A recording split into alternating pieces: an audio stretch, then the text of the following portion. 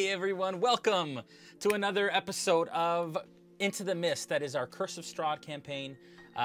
We are currently live on the D&D Twitch, on the RealmSmith Twitch, and on the Beetle and Grimm Twitch. A little news for everyone. It looks like we're lagging a bit here. I'm not sure exactly why, but a little news that in our area, in Ontario, the province of Canada, they are suggesting that we forego kind of the social bubbles that we were allowed to do up until this point, and now have to kind of abandon that and start to consider potentially a rollback in our social circles. So at this point, unfortunately, we're back to our remote setup scenario. I'd like to welcome everyone into the stream right now. Everyone can just say hi real quick, and then we'll do some announcements. I don't know. Hello, everyone. Hello. I don't know why we have some lag here on the camera side of things, but I think we should be okay. But we'll figure it out as we go. Awesome. All right, announcements real quick. We'll get through those, and then we'll jump right into the session. First of all, of course, I want to thank Dungeons & Dragons, as usual, for their incredible sponsorship and for having us aboard, and also having us on their Twitch. We can't do this without them, and we thank them for that. Beetle and Grimm, incredible premium boxes for Dungeons & Dragons campaigns.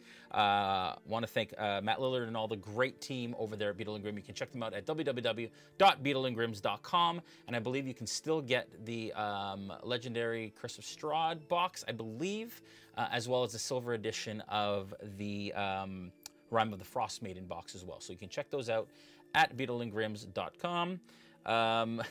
Adam's doing the what's it called? The family with the things and the thing and the yeah. I want to thank Syrinscape, our other main title sponsor.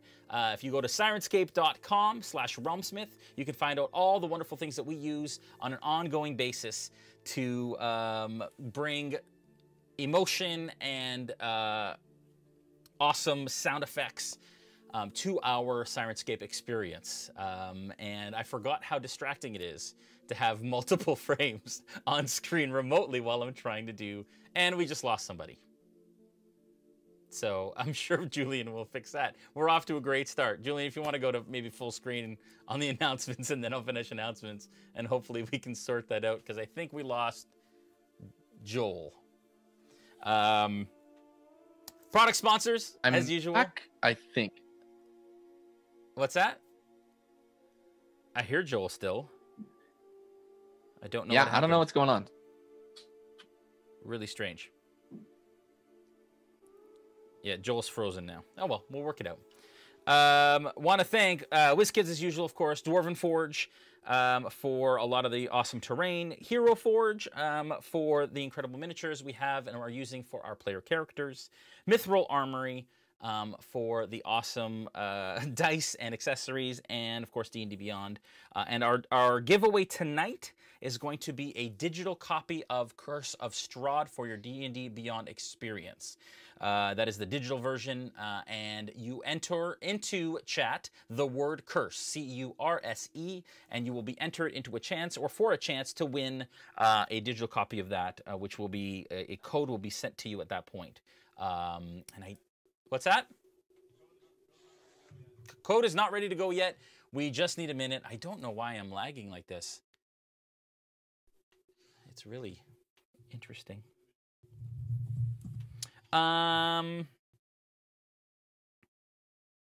Discord RP is awesome, and they've been incredible. The community that we have on our Discord actually have a role-playing community where they are role-playing as Vistani currently.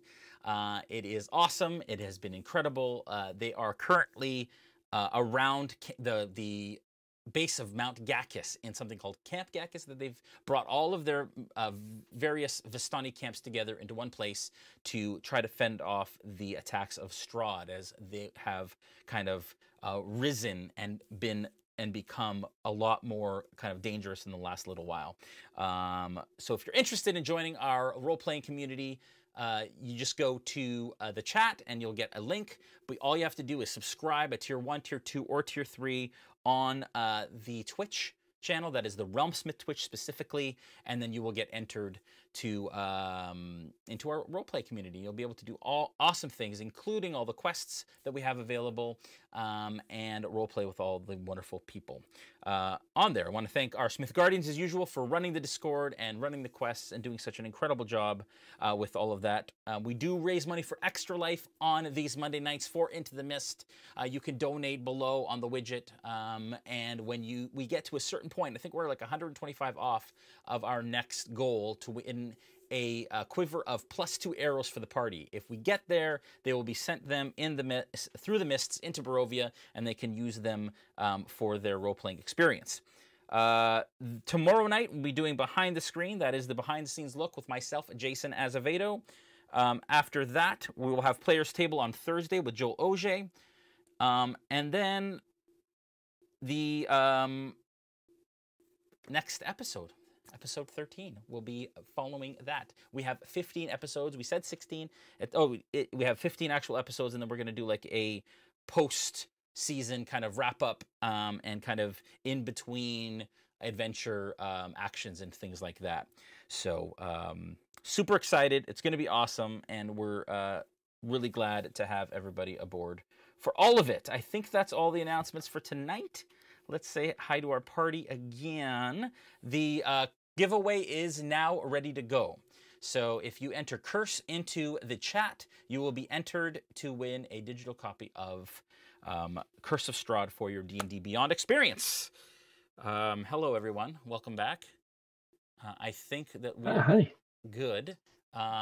We are having all kinds of technical difficulties because it was yesterday that we found out that we had to do this. And so it was a bit of a challenge to kind of race today and get this all set up. And for some reason, it's just not going the way that I had hoped it would. But that's okay.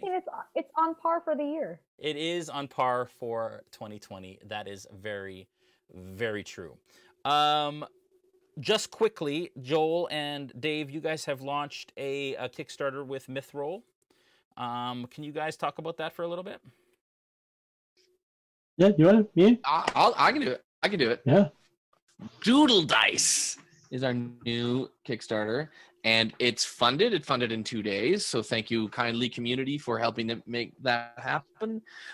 Effectively, they are acrylic dice that you can paint with high-quality paints directly onto, so totally customizable dice, and anyone you love, and kids and adults. Yeah, just the most affordable and easiest way to make customized dice for yourself and for anyone you want to.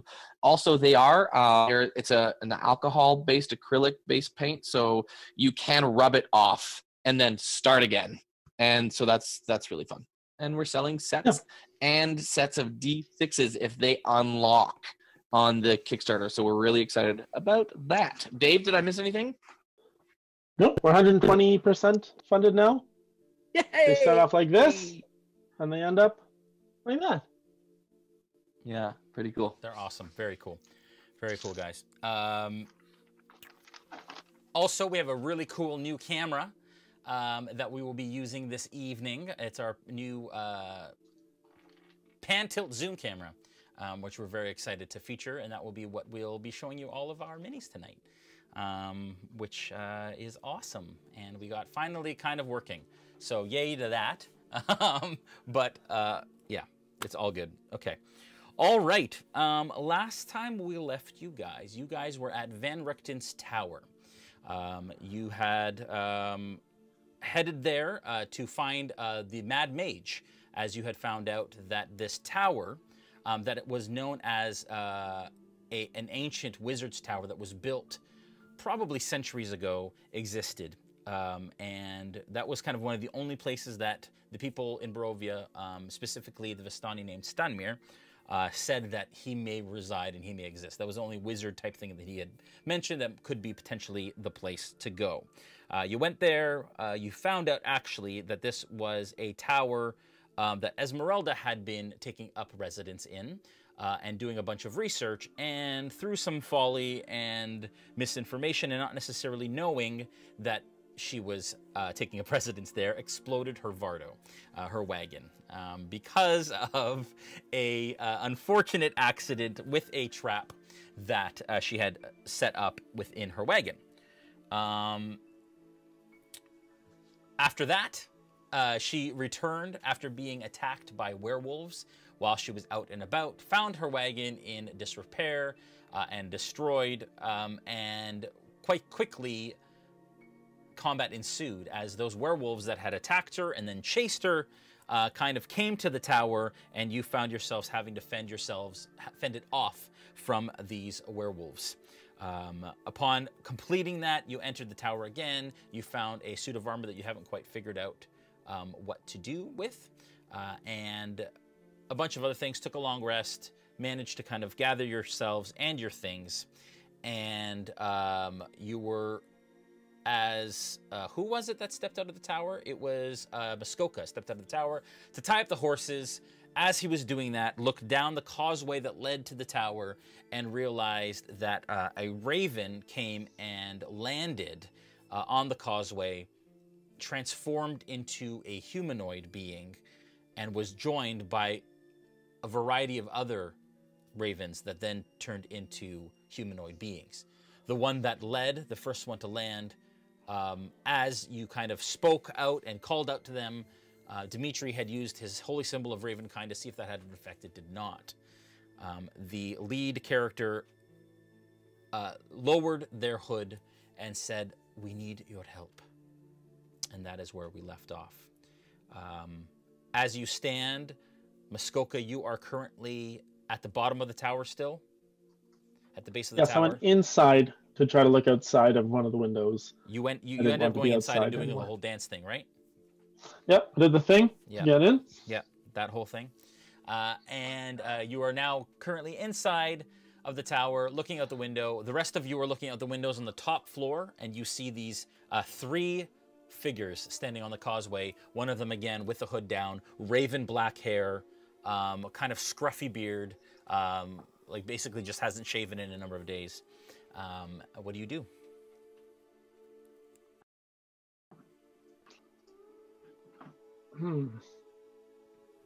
Well, at this point, we've all seen them out there, right? Yes. Adam's showing off his shiny things. Yes. I've locked myself inside. That is right. And they asked for help? Yes. Nope. I'm going to call... Scooby-Dooby, what? Would Muskoka have been the only one who heard that? No, everybody did. So all of you who kind of, when he yelled up and he said, "Hey guys, there's people out here," you all kind of rushed to the windows as he kind of came inside. When that happened, lowered the hood and said what they said. Yeah, I jump on the little elevator. So I just want to jump on the little elevator, that floor, lingerie, and go up and be with the rest of the group there. Okay. Hey Jay, I will kind of stick my tiny little halfling head through the arrow windows. Yeah. And basically go, I blow my nose at you, and pull it back in. Okay. With that, the lead kind of character kind of tilts his head to the side, with no response and not necessarily knowing how to respond to that.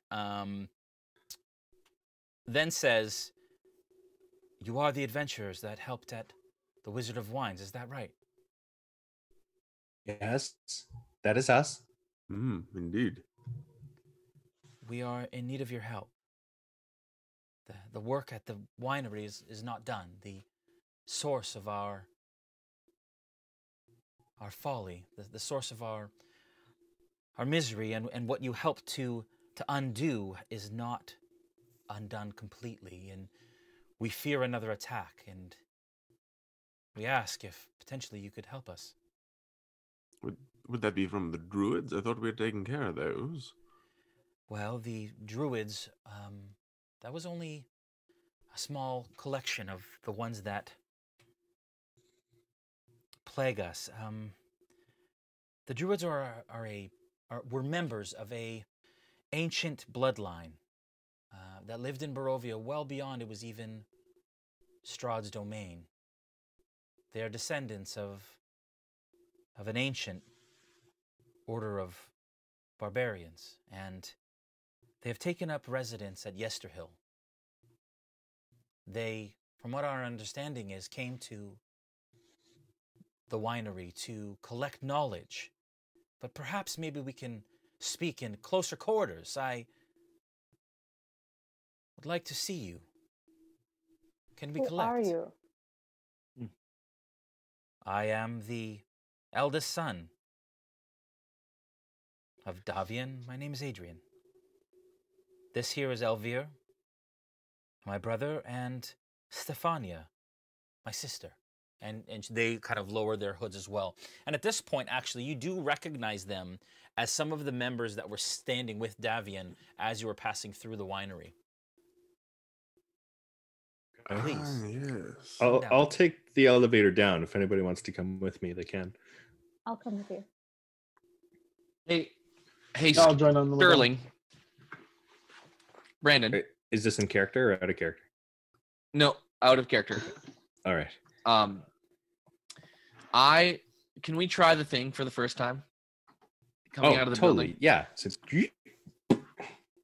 Okay, so I jump over to Sterling and I go, Sterling, we've never done this, but this would be the opportune time for this kind of reveal, if you know what I mean. So I lift Falpher Can I jump up. in? Yes. Yes, you can. I'll lift Falpher up and I'll strap him into the baby Bjorn that we've got. Yeah. Yes, the harness. So I'm gonna have him on the front for now, but I can flip him over to the back if needed. Yeah. Can you, Sterling? Could you put your shield in front of me, and when we get out there, I'll kind of like, ta-da! You know? Okay. So I'll put my shield to block him, but in a way that doesn't seem like I'm too like wary and being too defensive. I don't want to come off as being overly defensive. Right. That's great. Yes, just like that. Right. So for those of you that are tuning in and wonder what this is all about, the adventuring party had commissioned some of the Vistani to craft them a baby Bjorn for Sterling that Falpher can fit into, that he can wear in the front so that they're not slowed down by his lessened movement or slower movement, rather, while they travel through Barovia.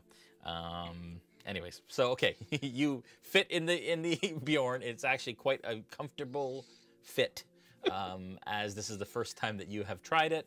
You all head down out of the tower, down the plank, kind of ramp way, and into the front. And as you approach again, you do notice that these are the three of the children of Davian who were at the winery.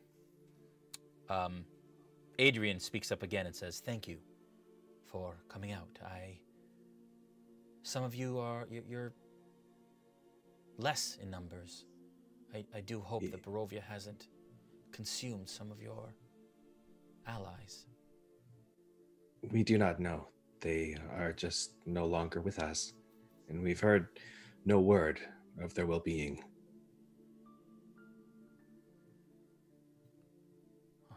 Understood. Barovia has that effect on. And he kind of goes off distant for a second.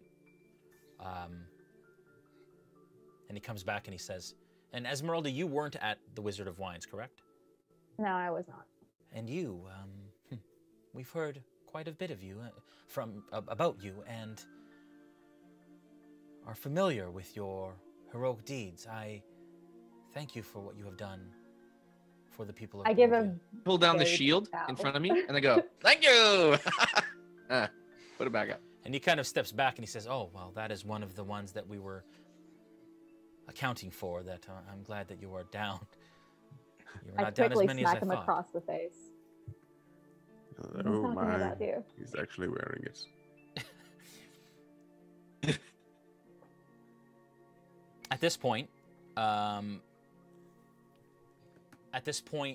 you start a conversation, and he begins to explain what kind of goes over what he had just said about the Druids and kind of their history. And he says, I do believe that they are up to something devious at Yester Hill. I don't know quite what it is, but they were looking for information, I believe. After ransacking the place for information, they tried to capture one of us, but we were elusive until you showed up. Had I heard of these druids before in my research? History check.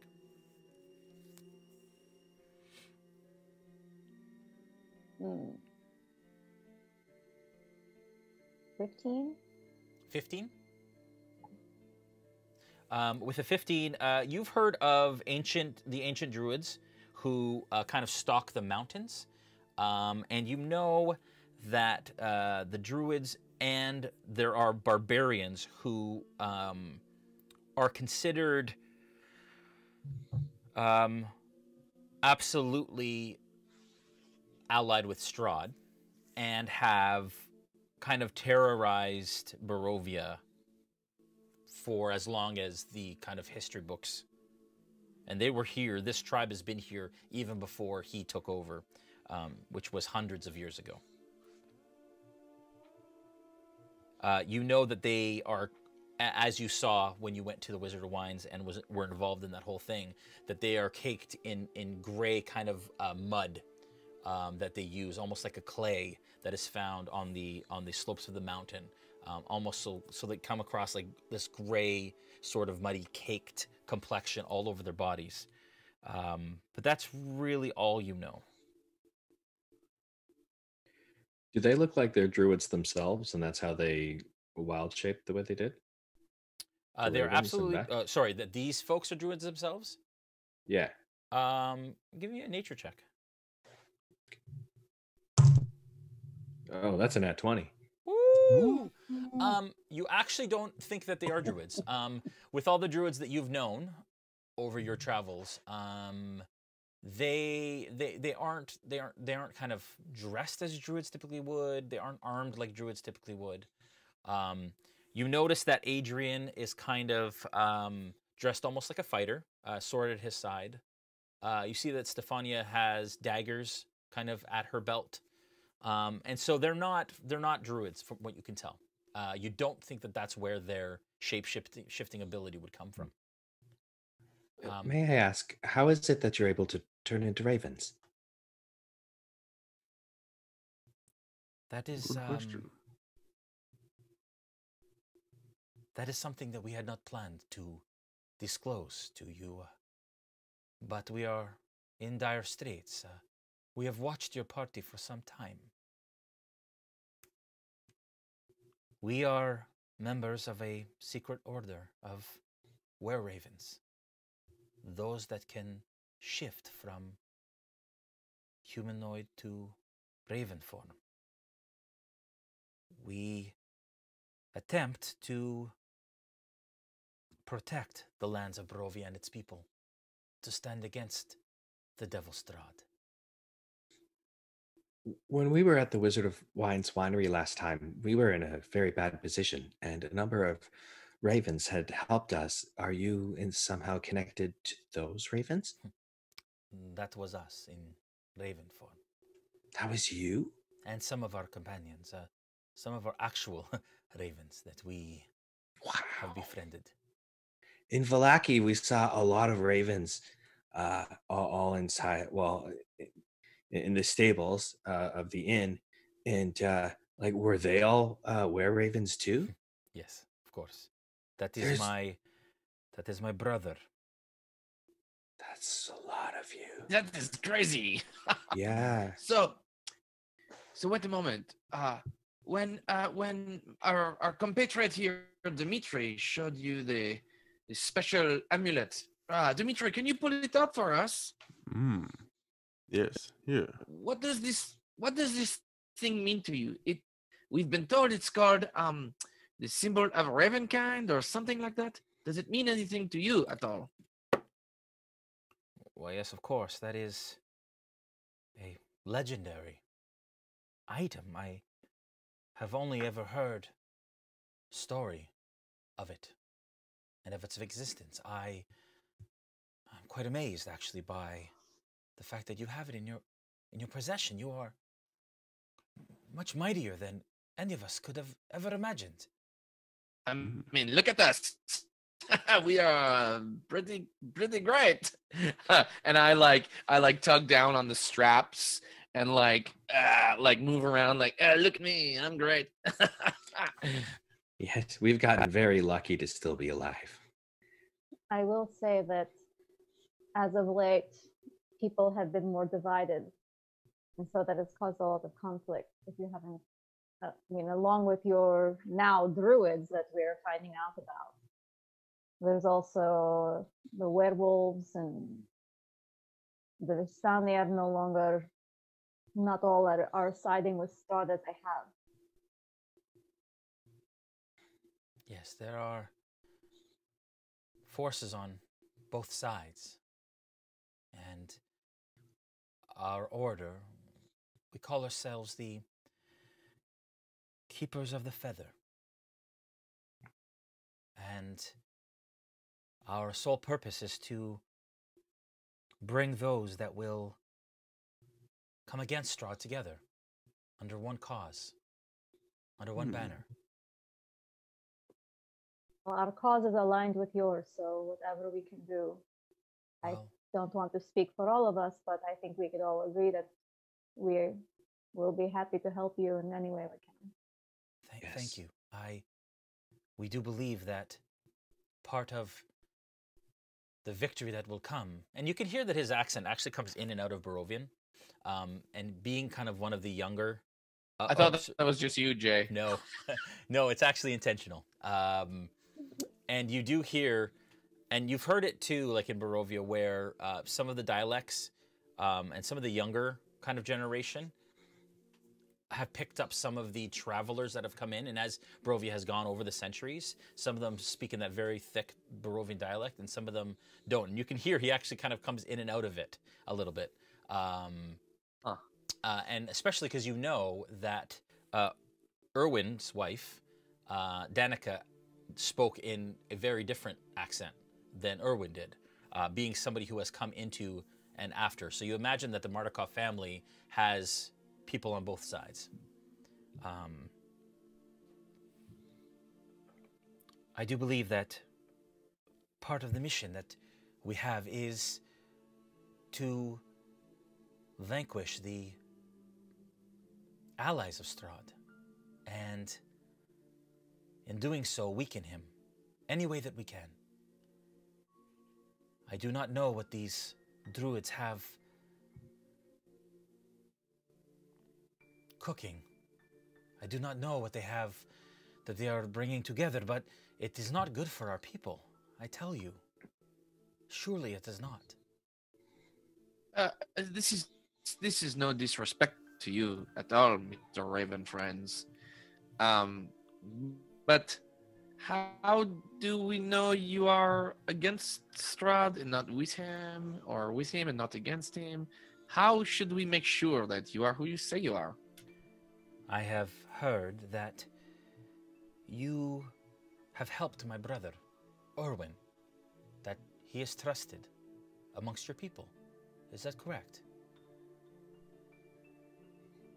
Even though he is estranged from us and has gone his own way, I do believe his intentions are pure, as are ours. You helped us at the winery, and we paid you for that.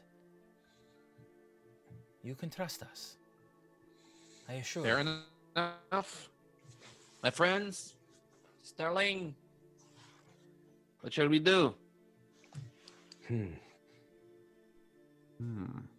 Well, how does one become a keeper of the feather, as you said? Well, one way is to be turned. Many of us were born into what you would call lycanthropy, which is the curse that carries the line of were-ravens, and also one can be turned into one as well. That is, of course, a curse that can be undone. Much like a werewolf or a werebear or any other sort of lycanthrope. Do you find it to be a curse, or no? It is a gift. I'm like a keeper of the beaver, you know. You are an interesting one. I've never seen any quite like you. Oh, thank you. Yeah. I wasn't at the winery, so like I'm just trying to soak it all in. Yes, you are new. I do not. He is not from here. No. I don't. No, none of us are actually. But do you guys lay eggs? Do we lay eggs? Like, yeah. I kind of smack him like personal. It's a good question. I don't know. No, we do not. But time is of the essence. Okay. It is important. I need to get back to the winery with my siblings to defend it in case an incursion comes, but they take up residence in Yester Hill, that is south of the winery, some ways. Maybe 2-3 miles, most. Are you suggesting we go there? I am suggesting that you absolutely go there. We don't have the power that you wield to be able to undo what they are trying to do. Again, not quite sure what that is, but... How many of these druids are we talking about? How many? We need to know what we're up against. Yes. How many are there? When we have gone to scout, we have sent small parties in to try and deal with them, but they are too much. At any time, maybe half a dozen druids, half a dozen barbarians. And there are many out and about as well, so they return and they come and they go. Well, Can you tell us that helping you would help us also, in that we would both be allies in a quest against Strahd? Yes, of course. That is my thought. That is my understanding. Mr. Ravenman, we have not asked for much from the people who asked us for help before. There is perhaps some way you can help us. We cannot see from very high up in the air. Perhaps you could provide us with one of your raven friends. Yes, perhaps, like I said, we are small in numbers. We don't have many, but we could potentially spare one of us, just as a scout, maybe as a guide. That would be amazing. We could very much use the help. We can't afford to lose anymore. Can you tell us? No. We would do.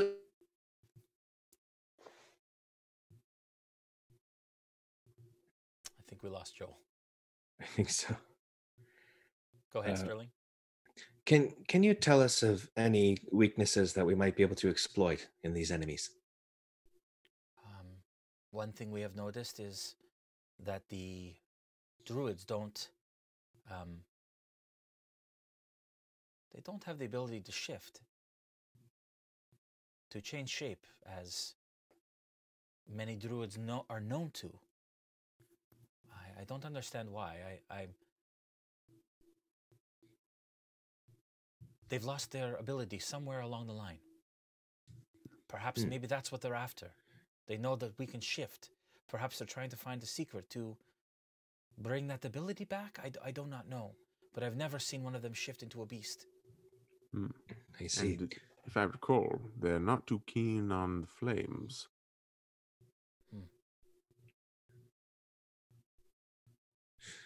And their barbarian brethren, are those more guards and troops, or are they part of the clan?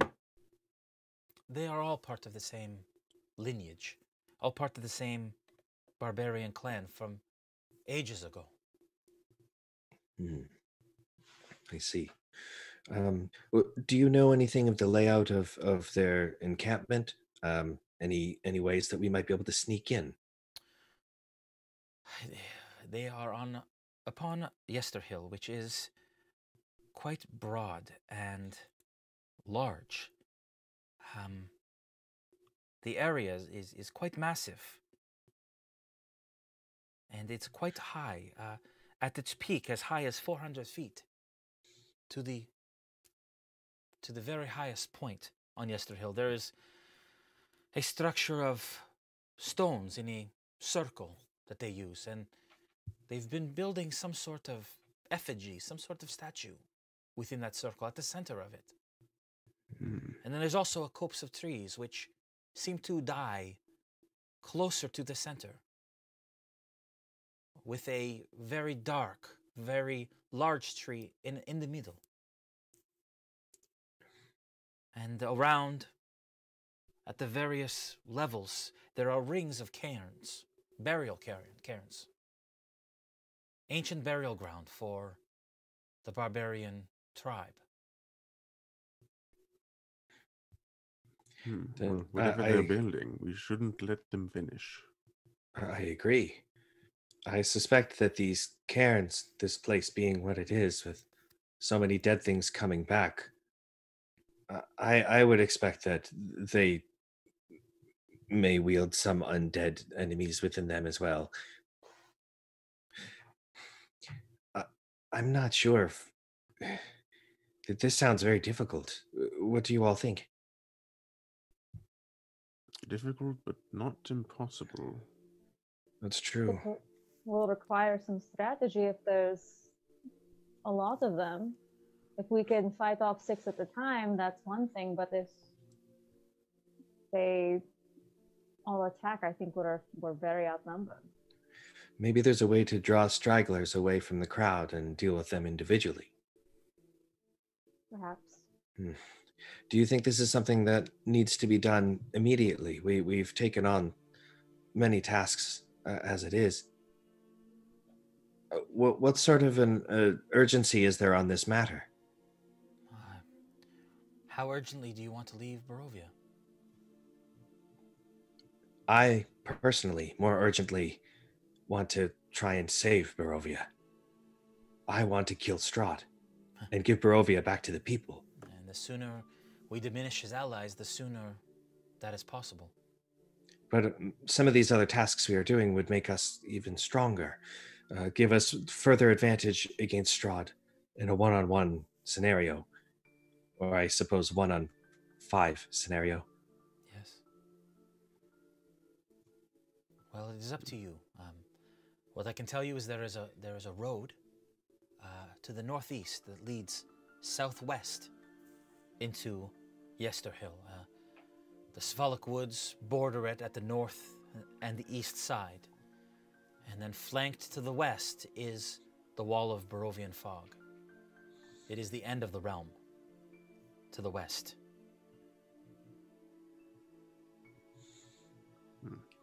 So, I don't know what your approach. I don't know tactically what you might think, but there is quite a distance in open space to get to the pinnacle of this hill.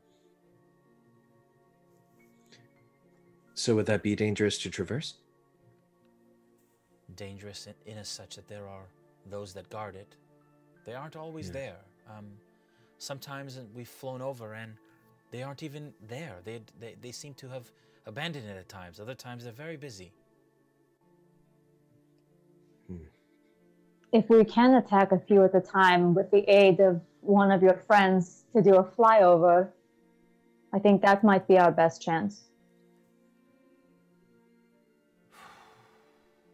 Yes, perhaps like a pack of wolves, we could see which one is separate or isolated, deal with that one, and then go on to another.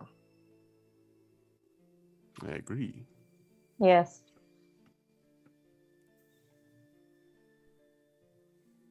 Well, I leave this with you. That is our main concern, of course. It puts the winery at risk. Putting the winery at risk puts Barovia at risk. The wine brings much joy to the people, much hope, as little and as crazy as that sounds. That is something people look forward to on a daily basis. No, I do have I understand one completely. quick question. I do have one question about the wine. We do not know this or not. Are there any despicable ingredients in said wine? No. Perhaps children's blood or vampire blood, or it is red wine after all, my friends. Come on, right? Am I wrong? Am I right? I'm right. It's a fair question. The things we've seen. Ups. Yes, it wouldn't be out of the ordinary. You can trust that there is nothing malicious about our winemaking. I trust you that. Good enough for me. And I think that anything that brings a little bit of joy is worth protecting and worth saving. One last thing. Now, Dmitri, are you okay with that? Okay, with sorry, what? Well, I mean, we all know how you feel about wine. Like not too much wine. Like, hey, I think it's please that's how slow I feel, down. and more Like how you said, like feel about wine. I feel great about wine. Slash other members of our party at different points, but this is true. Moderation, remember. There is one more Yes. thing that I want to share. And this is in the strictest of confidence. You must believe me. Wine is difficult to grow in these lands. The grapes, it's too cold, and the land seems cursed to grow anything that is worthwhile. And 10 years ago, one of the gems, our champagne gem that we use to grow our incredible wine, went missing. Fortunately, my father blames Urwin. I'm not sure where I stand, but he denies his father's accusation, which is why Urwin is no longer, why he is estranged. The other gem, the Red Crush gem, we've been fending off attacks from scarecrows. And that went missing some time ago as well. The scarecrows are alive here too? Why, yes. Everything is alive here. And we were holding out hope for our final gem. It was a green gem. It aided us in the creation of purple grape mash. It's unremarkable, but it was our last hope. It went missing 5 days before the winery was attacked. We believe that the Druids were a part of it, that the Druids were at the center of that attack, and we sent a counterattack on Yester Hill, but were unsuccessful. That is why I believe the Druids tried to and attempted to poison the rest of it, because they want our downfall, and Strahd does not like, of course, what we stand for. I believe that this green gem potentially exists on Yester Hill. Restoring the gem means restoring our ability to grow the grape that is required to make our wine.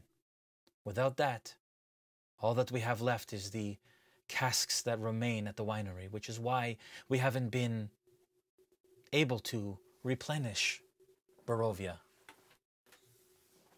And that is selfish in ways, but if you can retrieve that gem, we will be eternally grateful.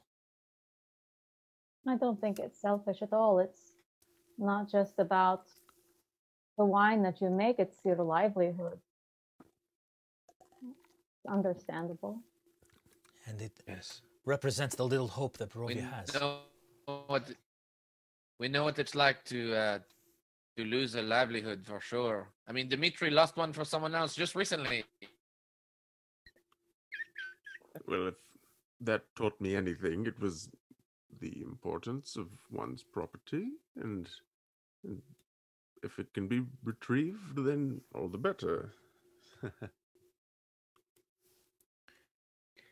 I must take my leave. My father will be wondering where we went and what is taking us so long, but I did not even tell him I came to you. He is an old and jaded individual. Yeah. Well, before you go, Falpher, are you good for a super hug? Do you want a hug? We got 4 arms here. Come on. I'm fine. Okay, yeah, no, let's do it. Say Falpher sandwich. And he, as you guys kind of go to hug him, he turns into a raven and flies off out of your arms. No, wait, I'm still hurt from the guy. And then it is a gift. And then the other 2 go off as well. I look up at Sterling.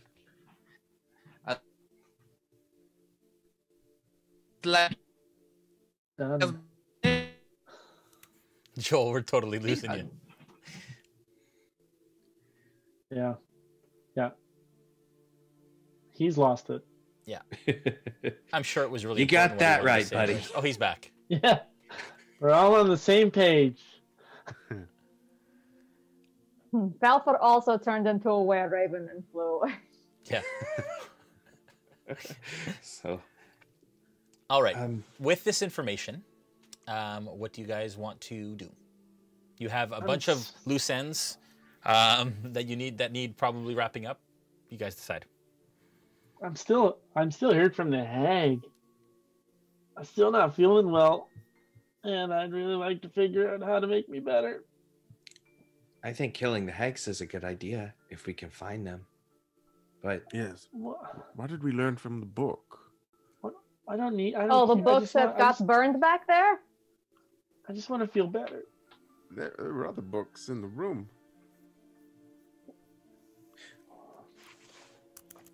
Well, we read the hag book already. Did we learn how? We've got werewolves on the mountain. We've got hags as an immediate, I'm guessing, for Muskoka. I just want to. I know that when Falpher was hurt, we went to the temple. He felt better. I got hurt. Everybody went on with their life. You're gonna take this personally, buddy? Not right now? No, I'm just really okay. Well, it's okay. I mean, I'm not feeling great, but I could come along. We do care about you. We don't want you to, we need everybody alive and well, and yeah. We're not gonna ignore any suffering you're experiencing, but we'll just deal with it later. I just don't know which one to go first. Where do we start? What's the most important thing? There's things that we were looking for that Madame Eva told us about to help us in the fight against Strahd, and I guess there's no mad mage here. That's what we were looking for now, but what's most important to do? What's gonna have the biggest impact? Well, right now, two things are under attack. 2 areas. We have the mountain at Mount Gakis. We've got that attack, and then we have these druids. Immediate. And then we have the underlying. We need to find this mad mage. We need to dehag Muskoka. Am I missing anything? I'm sure I'm missing a laundry list of. But I mean, we were also gonna look for the body of Strahd's brother, because we think he may have a sword. All right. The son's sword thing. Right, where he was buried. Hey everyone. Okay, my camera's better. I am not laggy anymore. It's great. Welcome back. Sorry, everyone, for all of the technical issues again. For those of you that are just tuning in, we are having a rollback in the COVID sort of structure and the way that things are happening here in Ontario, Canada. and we were allowed to have bubbles and be able to function at the table together. But now we are doing remote again, and unfortunately we found out yesterday, so we haven't had a lot of time to be able to kind of figure it out. So we're figuring it out. I appreciate your patience. We love you all, and we'll make sure that we get it nice and solid for next week as we move on. Joel is also having some internet issues, so we may lose him at some point during the stream. And if we do, just bear with us. But we are going to try our best to play Dungeons & Dragons amidst the zombie apocalypse. How you guys doing? I feel better now because I can actually like move in real time. I'm okay. I was hanging with chat. It's great. Good. Chat is good. Yeah. Hopefully Thanks chat. doing well. Standing by. Hopefully chat is I good. ate a half a pizza. You ate half a pizza? Okay. Yeah. All right. You are all out in front of the tower. And the were-ravens have fluttered off and have left you to your own devices. What do you want to do? Well, we were discussing what the course of action should be because there are so many things happening at once. What is the most immediate? What do you think the most immediate thing is right now? Because there are lots. It seems like Well, I mean, the most immediate is those druids, barbarians, and the whatnot. It is. Because that directly affects many of the community and their livelihood. This is true. And also the werewolf problem. We don't even know where to go to solve that one. we may find On like that we may mountain. yes, But we may you're find right, we favor don't. with these people, and then they might help us to take down Strahd. The more allies we get, the better. I agree with Sterling on that. I'm sorry, Muskoka. Like, I know you got this hag problem, and we will address it. I'm sure. Oh, no. But like, you just gotta It's wait like a okay. little bit. Yeah, that's fine. I I got mean, like, the word. everybody does it, like I can go into battle with a bad cold. That's fine. We'll take watch at night to make sure like nothing else is going to impede on your. Yeah. No. Rest. I'm feeling strong. I'm feeling the best. Better than ever. Well, remember what they said in the camp that the elder had said that if we have fires around, that should prevent the night hags from getting to us through that other realm that they come through. That's No, true. it's a good point. We can try it.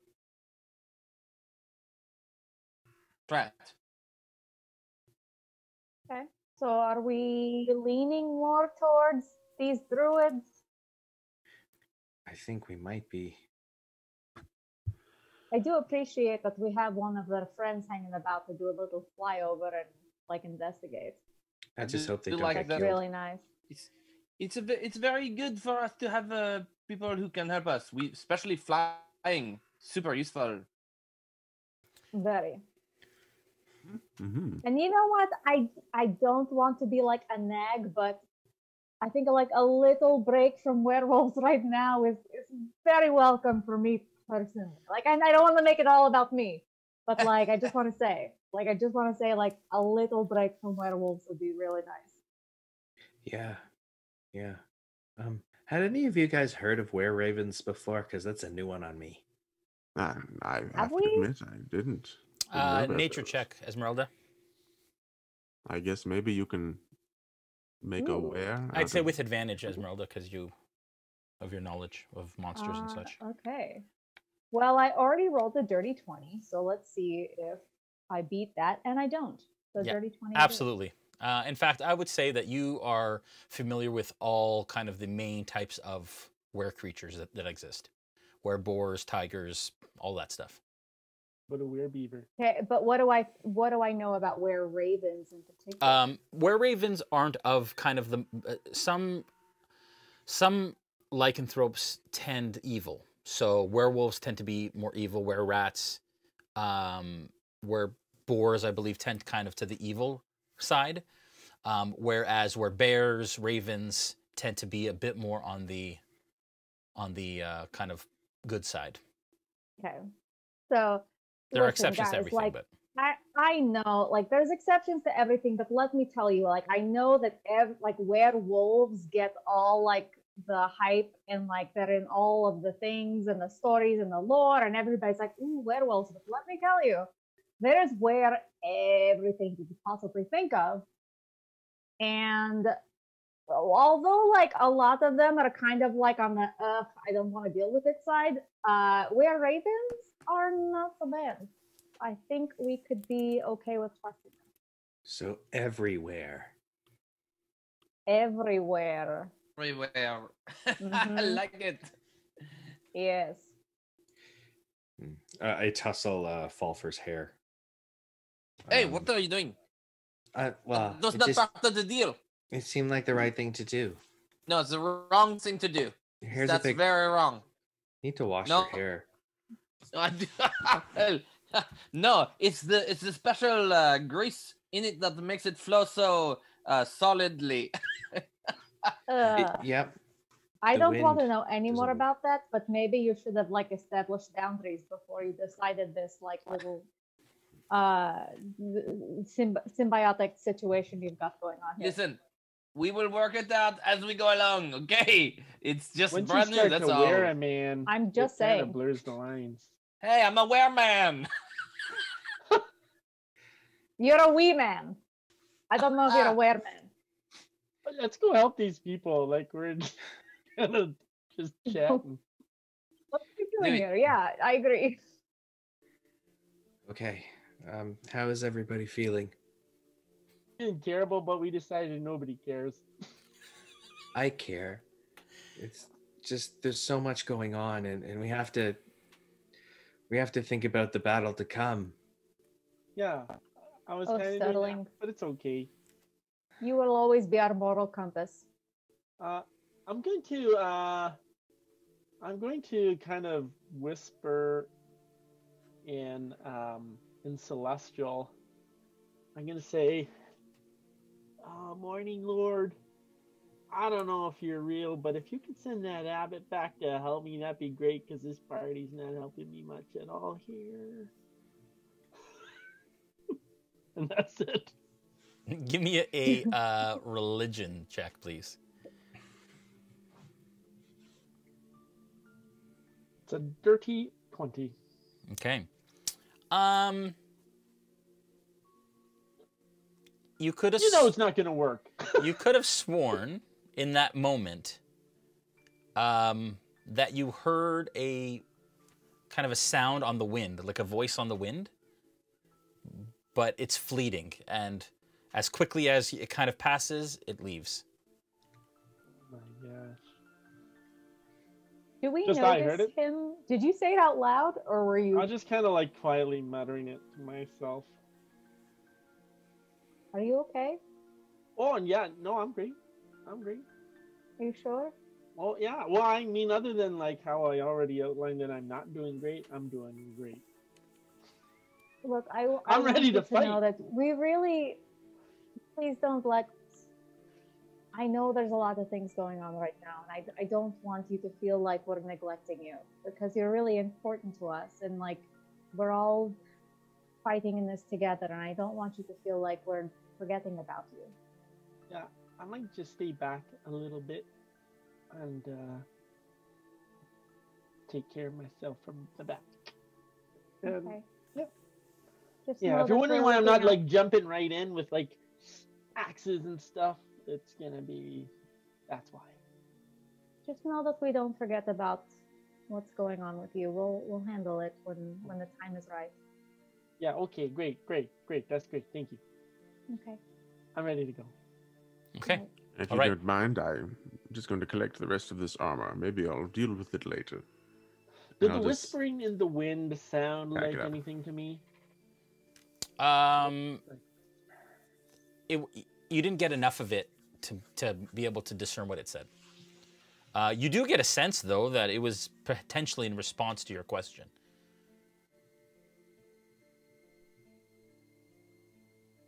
All right. I don't feel better. No. You gather your Do things. it, my friends. you gather your things, and you start to pack everything up. Adam, what do you do with the armor? I'm just gonna like tie it to my pack. Just kind of like have it tied up, Bundled up and kind of like tied with rope, sort of thing. yeah. Okay. It definitely helps you to stealth better. Every time, as you kind of walk, it's like just like clanging against itself. Just a big suit of armor on the back of your pack. Remember, it's full plate, so. Okay. But you're not very good at stealthing, as we know anyway. So.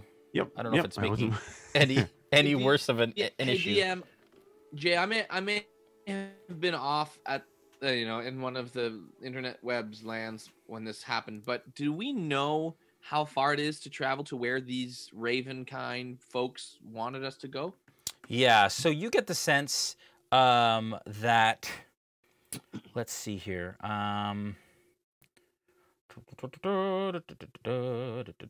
moment, please.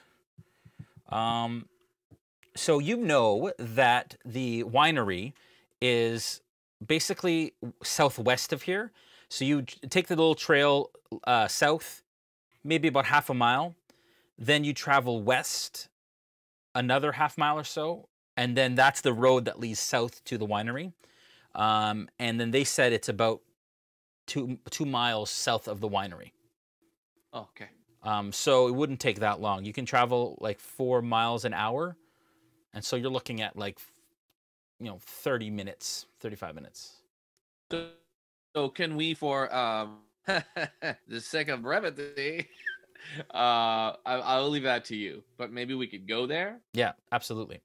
So you start to head south from the tower, leaving it behind you, and saying goodbye to the wreckage of your wagon as well as the tower.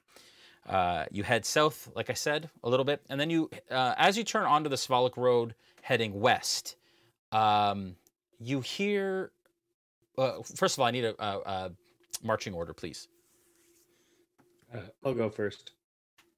Then I'm also going first.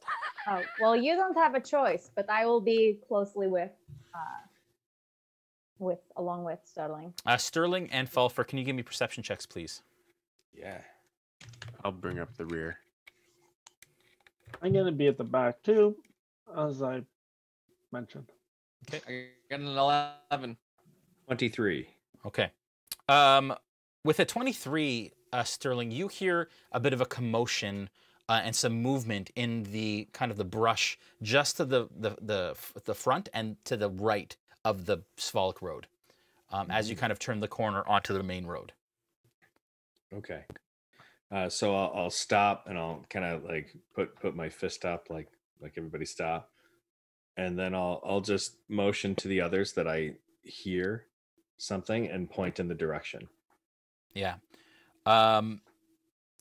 You hear quite distinctly what sounds like the flutter of wings from that spot.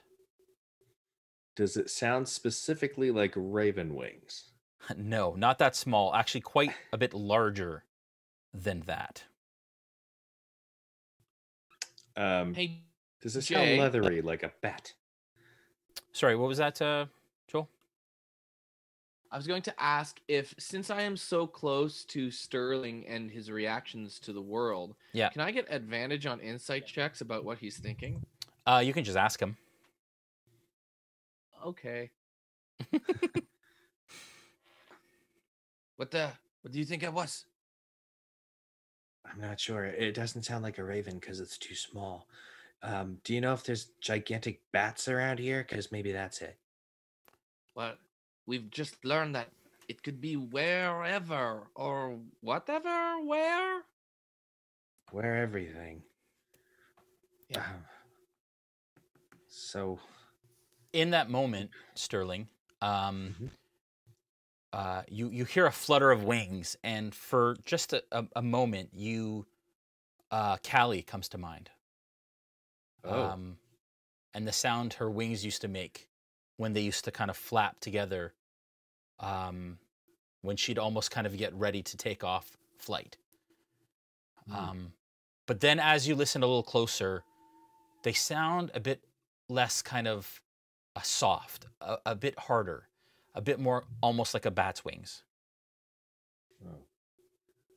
It reminds me of Callie's wings. How does it sound to you, Falpher? They were so big on Callie. That I don't know. Let's listen some more. Perhaps we can hear them again.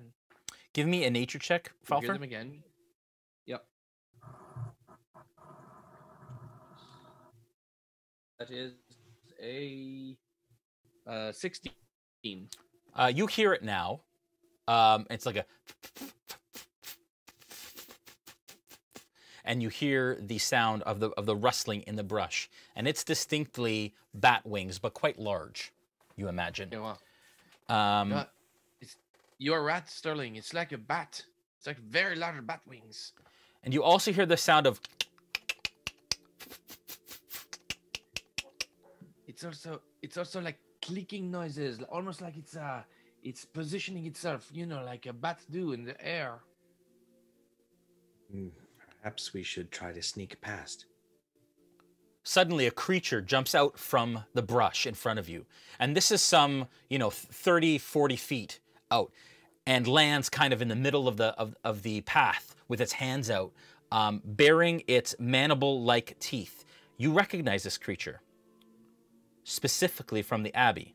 The creature stands about 4 feet tall, 5 inches, has a hunched posture, long, stringy black hair that hides much of her face, but clearly visible are spider mandibles and teeth that replace her human mouth.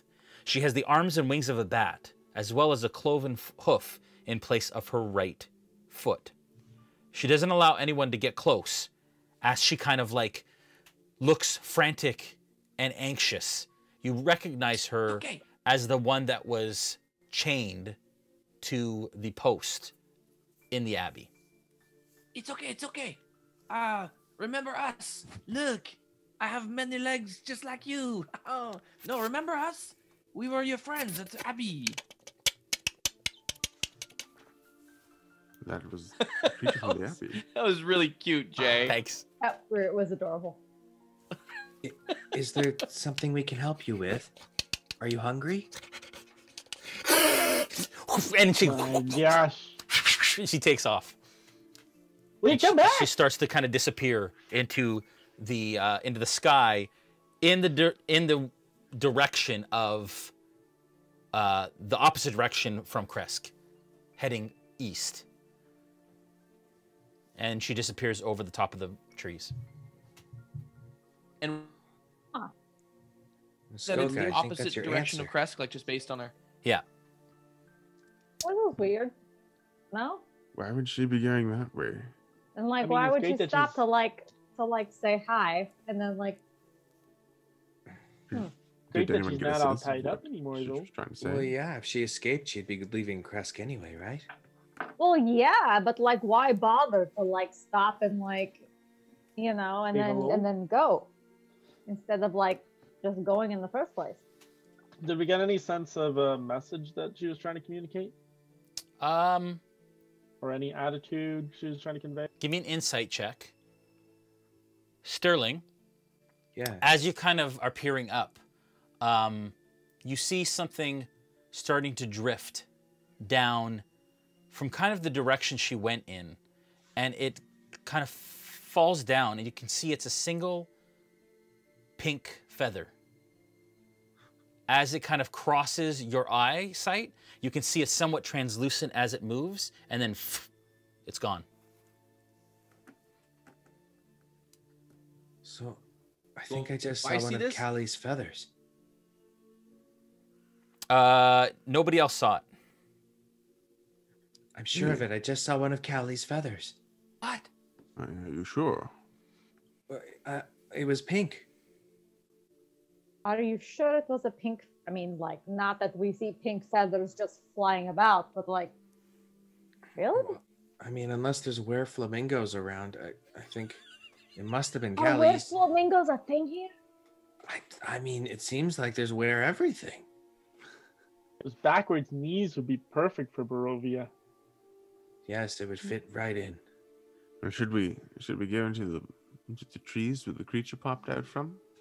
Well, it fell from the sky. Did it seem like it fell from the creature? Just as you were looking up in the direction it went, it kind of fell in that direction, almost like right in your eyesight, and then disappeared in front of you.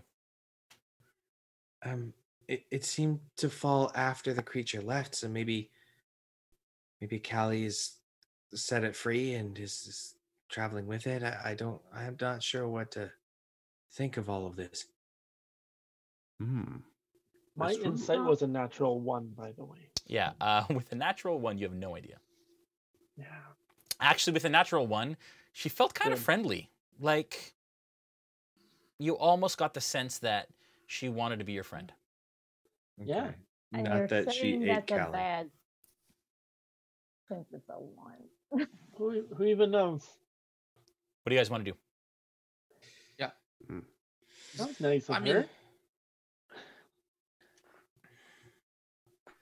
what are we going to do here? Should, There's always we just something new to continue? show in Barovia. And there's no other sign, because I mean, Sterling would try to see if Callie's around anywhere. He's going to try to see if she's there. So he'll peer deep into the clouds in the mist. Yeah, I suppose, give me a survival check. Well, or survival or investigation. Okay. Oh, it's cocked. Okay, so yeah, it's 15 survival. 15 survival. With a 15 survival check, you don't see any sort of sign at this point. Darling, I'm not sure we'll find her. But do you think she's in trouble? I don't know. If she was so close to us, she would have seen us, I'm sure, on the road or something. She would have said something. Yeah. Probably fine. I mean, everything seemed okay when I think she just wanted to say hi. Maybe. It seemed like she was trying to beckon us. I don't know. Just saying hi. Maybe she's just letting us know she's okay. At least I hope that's it. Okay, how about this, my friends? Why don't we go and continue on our journey to the place that we were headed? But on the back of our minds, we just say, Callie, and we move on. Okay. Okay, where do you guys go? All right. Let's We'll continue. How close to nightfall are we? It's about an hour later, so it's about 1 p.m. Oh, okay, we're good. So I guess we're continuing. You continue on down across west the Svalak Road, and then you head south. Another couple miles, you can see where you start to see the edge of the vineyard, and kind of the stalks of grapes that kind of head south and west as you kind of head down that road. And you pass it, and you continue south a ways. Are we there yet? Are you in the same formation? Yeah, I'm guessing so. Yeah. Okay. Yeah. Imagine so. Okay. The trail through the thick woods leads to a hill that you see in the distance, covered with dead grass and cairns of black rock. Dark, ominous clouds gather high above, and a single bolt of lightning strikes the hilltop. West of the hill, the land, the woods, and the sky vanish behind a towering wall of fog. What do you do? And you're basically coming up out on the road. This Svalak Road, woods kind of opens up around this massive, huge hill that raises, basically at its peak, it's 400 feet from the ground. Did we establish any way to have our friends contact us with what they see? At this point, you do notice a black raven kind of circling high above almost in the clouds. Look, it's a bird. What do you do? They maybe hang back until they come down and tell us what they see. Okay. You wait a little while. Yeah. Finally, the raven kind of disappears over the trees. And a short time later, you hear kind of rustling in the trees beside you as Stefania kind of steps out in human form. She says, "It appears that no one is here. It is quiet. There are creatures I couldn't see. I didn't want to fly too low, but there are creatures that surround the tree at the top. The tree I spoke of, the dark tree that Adrian mentioned to you. Apart from that, it looks like the effigy is complete. The statue stands quite tall. They're common to Barovia. I don't know what types, but we call them blights. Sometimes they're made of vines, other times branches. They were the ones that attacked the vineyard. There are a number of them up there. I counted half a dozen, perhaps, maybe more." Those things were terrible. So you don't see any of the druids or barbarians that you told us of? No, I do not. As Adrian told you, sometimes they're there and sometimes they seem to disappear. So while they're not here, do you think we could take on these blights and maybe destroy this effigy? We're very good at burning things down. Yes, you are. Yeah. Usually only things we own, though. You get a lot of Ezmerelda side eye to Dmitri. I'm sorry. I'm sorry. I didn't mean it that way.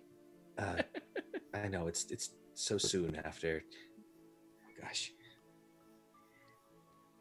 What do you guys want to do? Under the proverbial bridge. We I say with hey like guys. absolutely no love in my tone. He was still planning on repaying you somehow. We can talk about that later. Right now, Perhaps- we've got too many things on our plate. Is there? I turn to it's Sylvania. You said Stefania. Stefania. I turn to Stefania and say, "Perchance, did you see if there was perhaps one or two of them that were to the side, or what was their general configuration?" They were just scattered among the trees. There, like I said, there is a copse of trees on the southwest tip of the hill at the top, and they seem to die closer into this dark tree in the middle. They were in and amongst those trees. And how many you say? Half a dozen? Okay. We can do this. Let's We just should do go. it now. We should do it now before the other druids come back. Freed. Right. Right. What is the plan of attack? I think we should sneak. This. Well, maybe one of us could sneak. Do we want to make sure, do we want to make sure we investigate this effigy before we destroy it, or we just destroy it in the process? What are your thoughts? I know they wanted the stone back, but I feel like that is lower in priority than destroying the enemy. What do you think? Obviously, whatever the gem that they were looking for is our priority in this, but I'm a little suspicious of this effigy. Do any of you speak a blight? Like the language of these creatures? Afraid not. So I guess don't it's really know burn what to first, speak. ask questions later. Perhaps we I could- guess that seems to be the No. order of operations around here. Perhaps we could lure them on. Don't a have to bit. be better. I will Esmeralda, always it would be be better. okay. Please, I will always be better. Until No, I but- have another barcode, Bardo, I will always be better. Listen, lovingly bitter. He was just making stupid things, mistakes, I think they're called. So don't worry about it. We will figure it out. Okay, let's go and take down these blights. Okay. Sterling, are you with me? I am, though I'm not the quietest among us. My armor seems to make loud noises. And is you by armor? Do you mean beat me to it? Sorry, I didn't hear that. Yeah. Your loud, noisy armor. You mean Falpher? Oh. Yeah. I guess that makes sense, doesn't it? Well, I'm not as quite the sneakiest either. Which among us, though, could be stealthy and maybe lure the blights this direction? Ezmerelda seems to be quite skilled. What do you think, Ezmerelda? I could very easily, I think, sneak up on them, but I don't know. Do I want to lure them away? What is our plan here? Do we want to lure them away from the tree? Oh, good idea, Ezmerelda. What do you think, Muskoka? Yeah, I'm just gonna hang out at the back, so because I'm not feeling great. Okay, so whatever you guys want to do, I'm here. I'm here for you. I'm here to support you. I haven't been around here before, so just go for it. The look on your face said that you wanted to go with Ezmerelda, so I thought I'd ask. Okay. Yeah. Okay, so what's the plan? You don't have to. I'm just thinking. So I wonder, okay, if I cast invisibility on myself and I go with you, Muskoka, you go to lure them away from a place away from the tree, and then they think they have easy bait. No offense. Yeah, no. And then I pop out of invisibility, help you attack, and then in the meantime, the tree is all clear. Yeah, I mean, I was gonna try to stay back because I'm not feeling great, but I could be bait. I could go first instead, and they'll probably see that I'm not doing well. First, I'll be with you the whole time. Excellent. And you know what? You can stand behind me. Oh, because you're invisible. Yeah, if you could figure out where I am. Okay, I'll try not to bump into you. Okay, let's go for it. Okay. What could possibly go wrong? Okay, so you both are going to head up.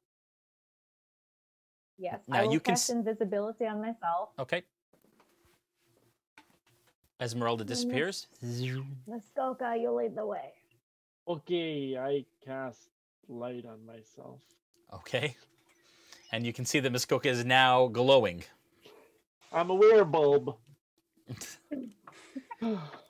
All right. Which way do you head up? As Muskoka, as you kind of come to the edge, as you're lit right now, I'm so lit. There is a trail that climbs the hillside, kind of that extends from the trail that you're on, but then splits off into forming two concentric rings. One kind of lower, about, you imagine, about 200 feet up. Sorry, I'd say 250 feet up is one ring, and then you can see it goes even further up the hill, and at about the 350-foot spot, it creates another trail of rings, of a ring, and then goes up to the top. And they're up at the toppity top. Yeah, you can't actually see kind of what's on the top as it crests the top of the hill. It's hard to see kind of what is at the very kind of over the crest. Okay.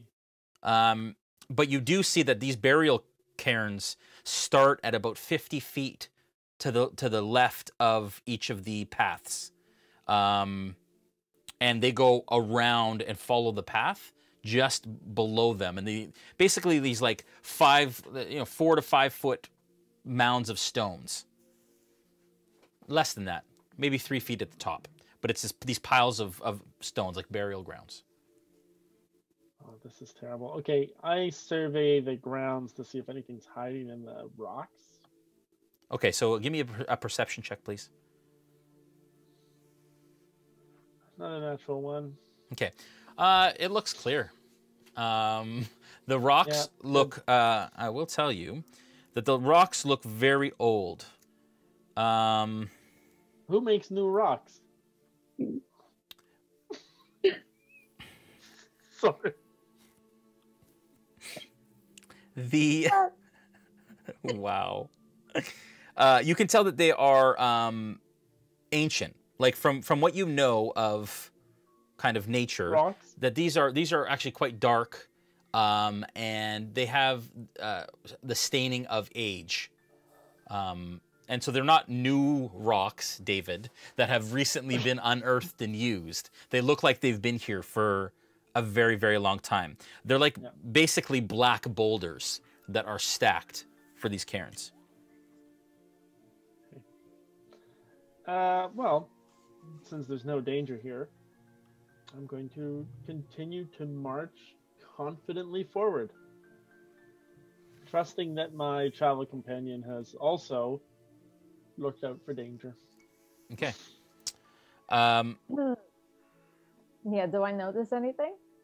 It's a classic rock. Yeah, sorry. I have to clarify. I apologize. These are actually burial cairns, so they're almost like large 10-foot mounds. They're actually quite big, that are built out of these slimy black rock boulders. Huh. We built this city. Don't you dare. What do you do? Okay, well, I'm just walking up the path. Okay. Like there's no danger. Okay, you continue up the path, no problem, up to the pinnacle, or as it crests over the hill. Yeah. The first thing you see atop the hill is a wide ring of black boulders and smaller rocks that collectively form a makeshift wall enclosing a field of dead grass. Lightning strikes the edge of the ring from time to time, illuminating a ghastly 50-foot tall statue made of tightly woven twigs and packed with black earth. The statue resembles a towering, cloaked man with fangs. The ring of boulders that surrounds the field is 40 feet in diameter and ranges from 8 feet to 10 feet high. And you can see that the trail kind of heads in between this circle and out the other side of the circle. And if we can get the new camera to show what that looks like for you, Muskoka.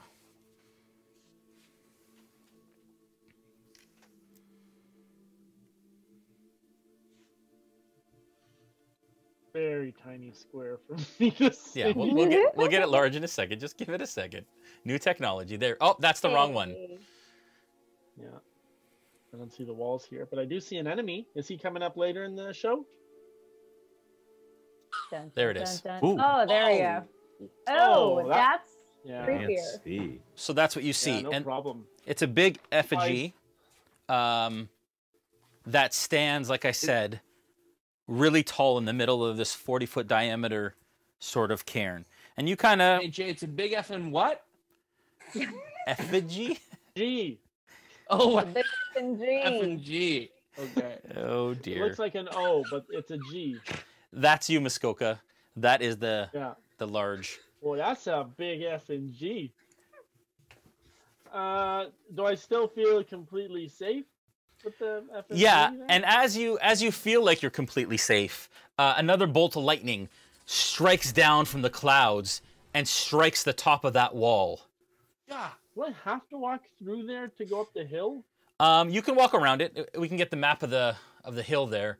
Thanks, Julian, because you're the best. You can see, like I said, that this kind of 40-foot diameter circle, the path leads through it. It looks like there's dead grass in the middle of the circle, and it leads out quite a ways past, like hundreds and hundreds of feet, to a distant copse of trees that you see in the distance.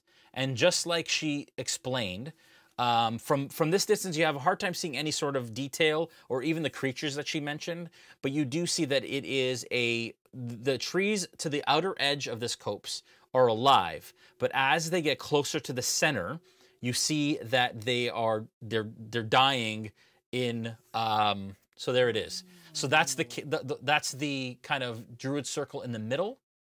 You have come from the northeast along that trail up the hill, and then past it quite a ways is this copse of trees with this big gnarled black tree in the middle. Okay. Oh, this is a much better picture. Okay, so so the trees are where that's where we're heading, right? Yep. Is the only way to get there is through the Rain of Death here? No, you can walk around it. Yeah. Well, I'm all by myself here. So if only somebody could give me an idea which way they think is safe, then I could go, but I'm all by myself. What's your passive perception? When he says all by myself, I go. Oh, we didn't hear that at all. Oh, sorry. Sage whispered, "No, you're not." Okay. It's 14. Okay. Mr. DM. Thank you. What do you do? That's it? Yep. Oh gosh. If only somebody could tug on my sleeve or something. And I'll keep walking. I don't want to go into the circle of death, but I will go into the inner ring, and that kind of goes around it. So the second ring in that goes around the wall of death. Okay, sorry, the second ring. So you're just going on the other side of the stones? Yeah. So there's no ring. Yeah. So there's a road on the outside? No, there's no road on the outside. What are those rings? They're those stone walls? The things that look like just a tree line? Yeah, there's the things that look like there's a stone circle that's made out of stones. You see the effigy kind of in the middle there. Yeah. And then there's a trail that goes through it, dead grass in the middle, but then there's just grass around the stones. And then further than that, you see the concentric ring, but that is like 100 feet to either side of this. I'm gonna walk. Okay, got it. I'll just walk around the outside of the dead grass circle. Okay, so outside of the wall. Yeah. Okay. You start to which direction? The north side. Okay. And then kind of as I get around the outside edge to where I can see the trees, I want to try to see what I see when I get around the corner of the stone wall. Okay, give me a perception check, please. Yeah, these are going great tonight. 15. Okay. With a 15, you do see that the effigy bears an eerie resemblance to Strahd. And you can see that there are roots that sprout from the ground. And you saw this kind of at the opening. You don't really see it at this angle because obviously the wall is higher than the effigy is.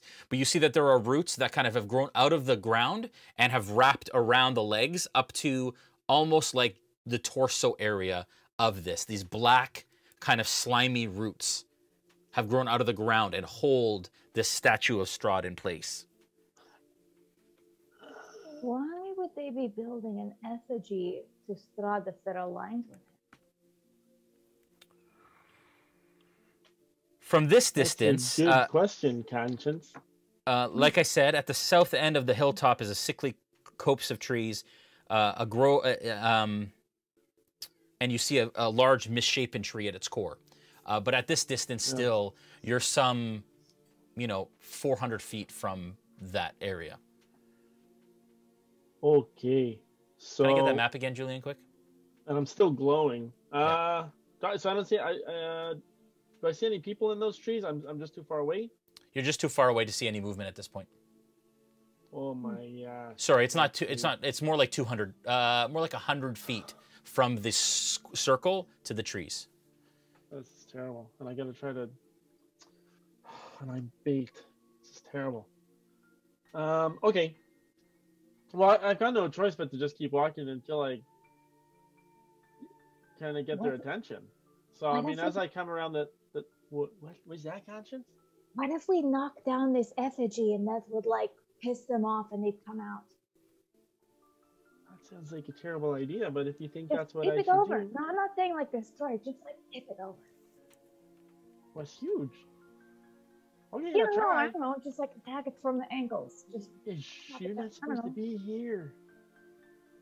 but like get their attention. Okay. I'm gonna. I'll go back. So I'm gonna go back up to the path that goes into the circle. Okay. I'm an idiot. And then You're doubling back. Yeah. Okay. Back into the path. Yeah. And I'm going to try to put a rope around this effigy. Okay. As high up as I can, because leverage and all that. Do you start to climb it? No. Because it's at this point. I mean, if I put you next to the effigy in this circle here, at this point, like you're basically like not even knee height. Yeah. I want to try to throw the rope up over his shoulders, and like try to get it around the head, so I can pull her down. Okay. Give me an athletics check. Muskoka's got proficiency in this because he's seen it happen to him a few times. Yeah. All right. Give me a athletics check with disadvantage, please. Can I help him pull on the rope? Yeah. Once he kind of gets it over, sure. Mm-hmm. Okay. It's a 16. With disadvantage? Yeah, there's 22. Okay, that's enough. You manage to, takes you a couple tries, but you manage to kind of loop the rope up and around and kind of over its neck until it kind of falls down the other side. So you've got both sides of this rope, 5, 10, 15, 20, 25, 30. The unfortunate thing is your rope isn't long enough to kind of go over the other side. It's about 50 feet to the top of this statue. So it's just dangling. So you kind of throw it like this, but you know that the end, you're holding the end, and the end kind of goes over the head a little bit, but stops. So you actually don't have enough to kind of, if you had a grappling hook or something, you could maybe grapple it on it. But at this point, you just have it kind of looped over. Oh, if only I had another length of rope that might be invisible right now. I do have like an invisible, I mean, is my rope invisible as well? Like if I hand him my rope, does it cease to be visible? If it leaves your person, it would kind of, once it kind of hits the ground and is away from you, it would turn visible. I will take out my rope and I will grab his hand, put the rope in his hand. Yeah. And as you feel this ropey texture hit your hand, and as she pulls her hand away, it becomes visible. There we go. I got more rope. As a lightning bolt strikes the side of the wall on top, just basically 10 feet from where you are. Oh my gosh. Does it do anything? Like nobody's hurt? Nothing? Nope. No, it just crackles and then disappears. Tie the ends of the rope together and jiggle it so I can get it around the head. Okay, so you take a little bit of time. You finally get it over the top. And at this point, you have just the ends. Basically, they're only a couple inches below it, but you basically have both ends of this tied rope. Yeah. So I was just going to like maybe throw a rock, but I guess this will work too. Can you help me pull? Pull? Yeah.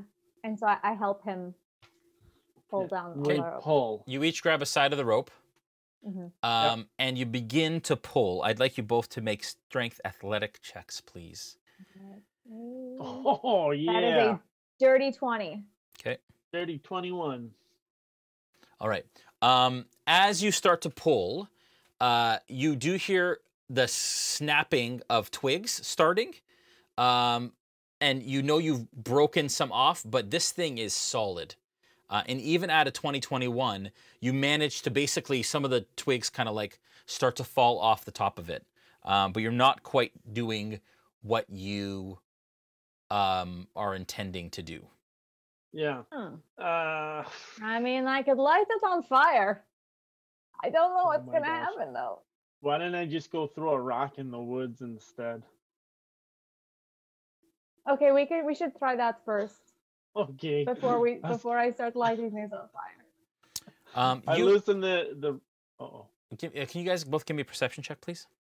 Sure. 16. 23. Okay. With a 23, Ezmerelda, you get the sense. You almost feel like you glint a green light flicker in the middle of the statue, and then you look back and you have a hard time seeing it again, but you see almost like a flicker of something of some sort of green glow. Muskoka, remember how they were talking about the green gem? I think it's in this effigy. Can you hear anything? Oh. I was muted. Oh, sorry. Yeah, sorry. Is the green one that they used to make champagne? Is that what I remember? No. It was for like a grape mash, I think. That was the one that they... Yeah. Yeah, the purple mash. The purple mash, yes, that was it. Yeah. Okay. Okay. I'm gonna try to get it. At this point, you start to hear as a horn sounds across the countryside. Those of you at the base of the hill also hear it in the distance. I would like you all to roll initiative, please. Oh my gosh. Here we go. Does that sound mean? Okay, Sterling. 11. Dmitri? Dirty 0. Oh, Again? man. You and your amazing rolls for initiative. Falpher? 17. Muskoka? Well, Ezmerelda didn't go yet. Do you want to let her go first? Because I just want to be a gentleman, you know? Nope. Muskoka? 22. Ezmerelda? 18. Okay. All right. Muskoka, you are up. You start to hear what sounds like, as soon as that horn goes off, you start to hear a drum in the distance. What direction is this coming from? Give me a perception check.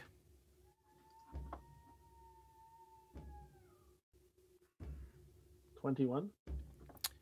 With a 21, you think you'll hear the drum sound coming from the west. Oh, that's okay. There's no road going out there. I'm gonna quickly scramble up to the top to try to get this thing out of his. You're gonna start to climb the effigy. Yeah, yeah. Okay. I want to try to get the thing out of its face. Okay. All right. So you start to climb it. I'd like you to give me an athletics check, please. 17. Okay. With a 17, you manage to climb up. You're about moving a half movement. You're about kind of at its waist at this point. Unless you want to do a dash, and then you could probably get up 3/4 of the way up if you want. Oh, man, it's so high. My movement is 30 feet, so I will do a dash as well. Okay. Which should let me climb 30 feet, right? Yeah, so at 30 feet, you're about 20 feet from the top. Oh my god. As you stand there. I don't have Josh here today to be my mini controller, so I'm doing a bit of running around here. Okay? Oh, man, I'm really tiny. At this point, you see, and Ezmerelda, I need I'm going to put Ezmerelda out there, even though you are technically invisible. Okay. You are, where do you want to be standing? Are you basically just under Muskoka where he is? Yes. Okay. So I'll put you on this side so that we can see what's going on. You guys see a number of figures come around the corner of the wall and close off both of the paths. You see two on this side, and you see two on this side. And what you see is they're kind of well-built, wiry, fur-covered barbarians, covered head to toe in this gray, white makeup. As they come around the corner quite viciously, bearing axes. Okay. All with great axes, with these large, massive bladed axes that are pitted and old and bloodstained with use. The good thing is that they're only covering the exits. So that's good. You know? You're gonna have to climb all the way to the top to get me. Ezmerelda.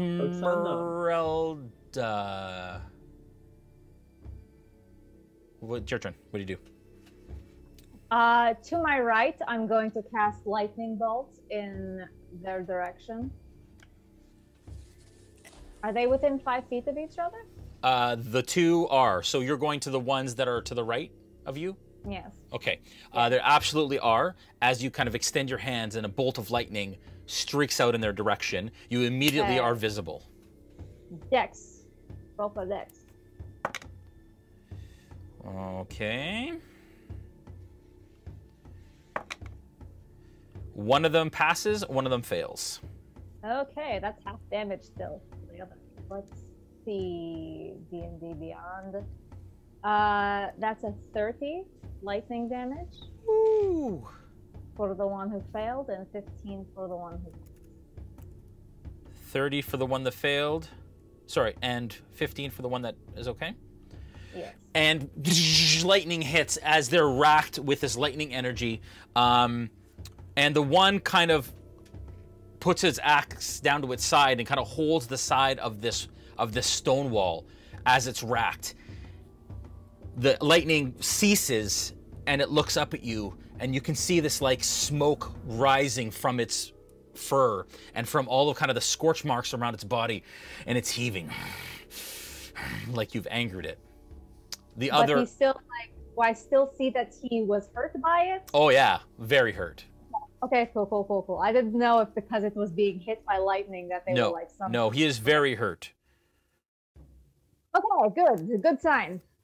That's is all for my turn. Okay. You don't want to move? I'm just stay where I am. Okay. I got to make sure Muskoka's okay. Okay, but you're obviously you're turning to meet them. Okay, that's fine. Falpher, you're up. Fine. You're muted. How far are we? You guys are 400 feet. Okay, I'll do a dash. Okay, I'd like you to for every round that. Wait, no. I can't do a dash. I'm on Sterling. Yes. I will hold my movement until Sterling goes, and then I'll double our total movement. Isn't that how it works? No. You'd have to get off Sterling and go the rest of the way to double your movement. But nice try. Well, and he could carry you halfway, and then you could carry him. Exactly. Right? A Falpher on all fours with a Sterling on his back? No problem. Perfect. Genius. Okay, so I'm slower than Falpher. I am slower than Falpher as well. But I'm slower than Sterling. I'm just going to stay on Sterling, assuming that we encapsulate the same 6-minute decision. And because he's got faster movement, I'll hold a dodge action for my turn. Should I need it? Should they attack? Okay, so you start up the. I'd like you to. So you're holding it until Sterling moves. That's fine. But I would like you guys to track your movement. I need to know when you reach the pinnacle. Okay. Let me just take a I'll look wait for here. Sterling to Yeah, let me just tell you exactly how long it's going to take you to get there. It's actually more like 500 feet. Okay?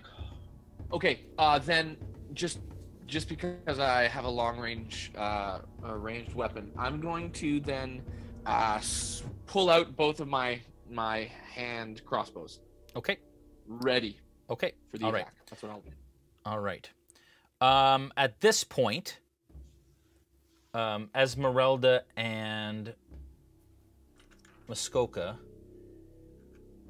you see from around back of where the barbarians are, you see very similar druids to the ones that existed and that you faced at the winery show up behind the barbarians.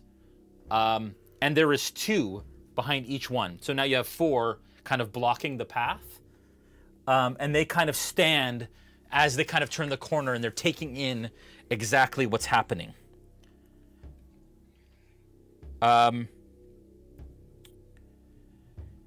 you see all 4 of them manifest and kind of raise their hands to the air, and you see their skin begin to transform into something similar to bark. Huh. Sterling, you're up. All right. I'm going to use Dmitri, you're on full deck. movement. Sorry? Dimitri's on deck. Sorry. Okay. I'm going to use my full movement plus a dash, and I'm going to action surge and dash again. That's 90 feet. Okay. Yes. All right. Good stuff. Yes. Okay. Falpher has never been this fast. Make sure you're tracking it. Yeah, so that's 90 feet into 500, you said? Yep. Only 410 to go. Dimitri, you're up. All right, I'm just gonna dash my full 60. Okay.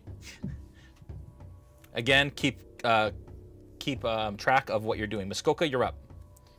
You're basically on the shoulder of this effigy, kind of almost not at the top of it, but looking kind of at the side of Strahd's face. What do you do?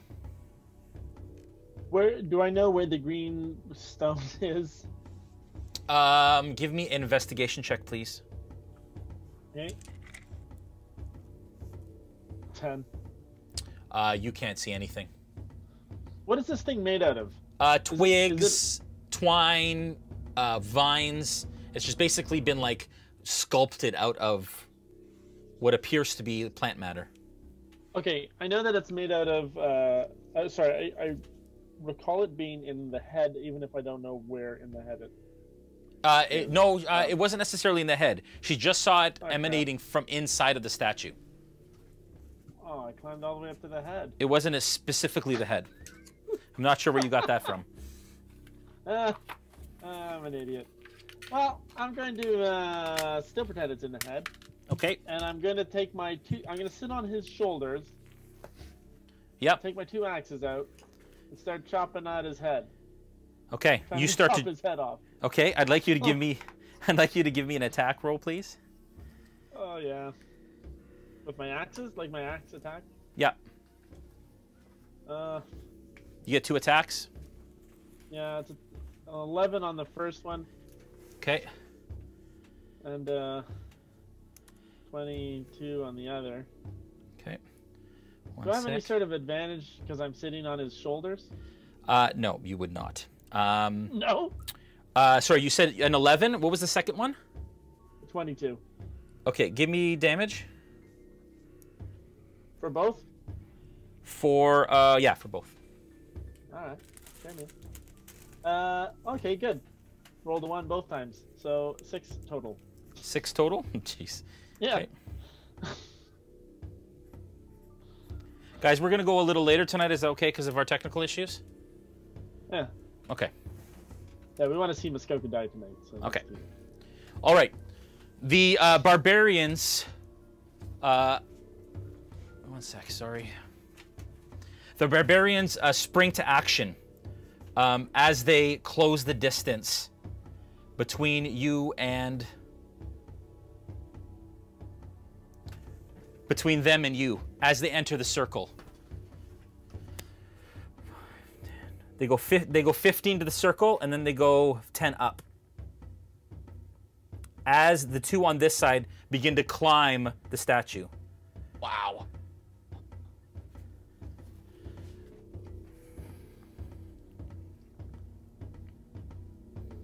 Wow. The other two close in on you, Ezmerelda.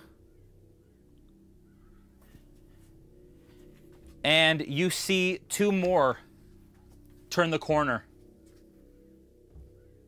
of the circle and stop. Shy. The Druids close in a little bit. And they are starting to climb up that effigy. Muskoka. The two are going to attack you, Ezmerelda. And you see them kind of like and start to like smack themselves as they start to kind of look in your direction before they move, and then they kind of burst with this amazing kind of velocity towards you with their great axes up in the air. What's your armor class? 17. Okay, so I'd say 26 hits. Ah, why are you rolling like that, Jason? And another 24. Both are hits. I'm gonna cast shield as a reaction. Okay, just preemptively. 10 points of slashing damage on the first one, and 7 points of slashing damage on the second one as they both bring their axes down on you. Oh wait, I shouldn't because I don't. Wait, hold on. Shield would give me. Wait, no, that would not give me enough. So no. Okay, so you don't. How much damage was that? Sorry, I forget what I said. 7 and 4, I think. I can't remember. People at home, I'm sure, will hold me to it. Anybody on stream remember how much it was? No, 7 and 4. Let's say that. Okay. Okay. Okay. Ezmerelda, you're up. Falpher, you're on deck. Okay. So I have 2 within melee range of me? Yes. Okay. And they're both not the non-druids, just yes, they're these berserking barbarians. Okay. So and none of them were the ones that I previously hit. They are the ones that you previously hit. They are both of them. Okay, so let's just pick one, and I'm going to do my. If I do a multi-attack, can I split them? Divvy it out? Yeah. Yes, you can. Awesome. Okay, so we will do a rapier attack for each of them, and then a short sword for one of them. Okay. Okay. 2. That's 26 to hit on the first one. That is a hit. And that is. Now, sorry, is this the one that's more hurt or less hurt that you're attacking? Do the more hurt. Okay. Then that's 13 points of piercing damage. Ooh, okay. Now the other and you can guy... see at this point, as you come up to him, as he's closed in, you can see that there are large chunks of flesh that are completely charred and almost like peeling off from the lightning damage that you did.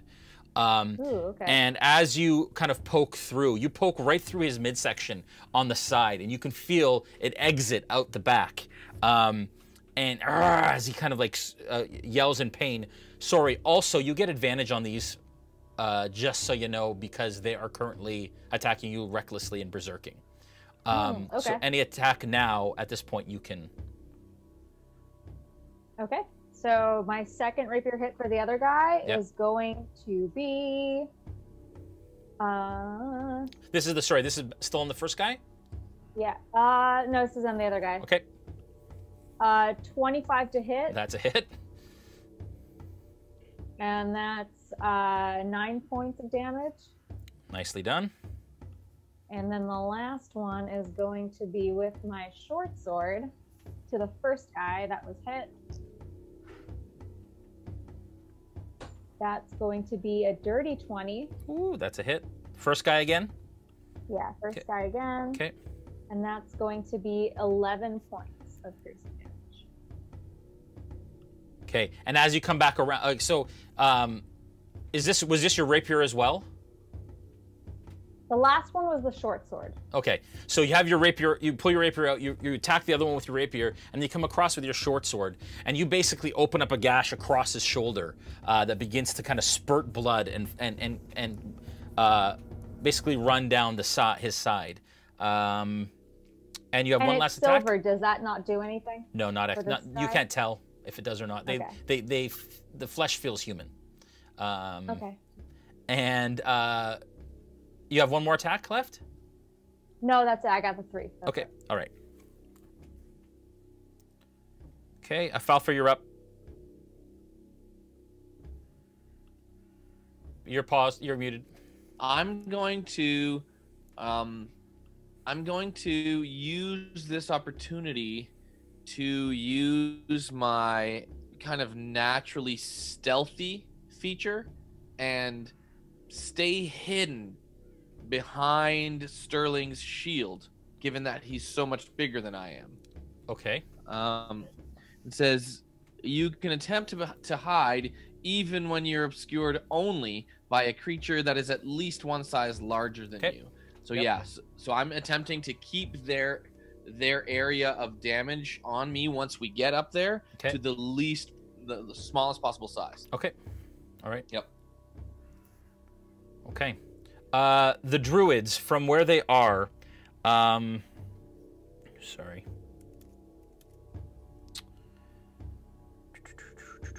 So, that's not going to work.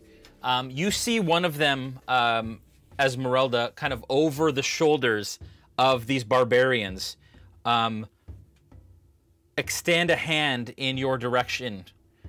I would like you to make a strength saving throw, please.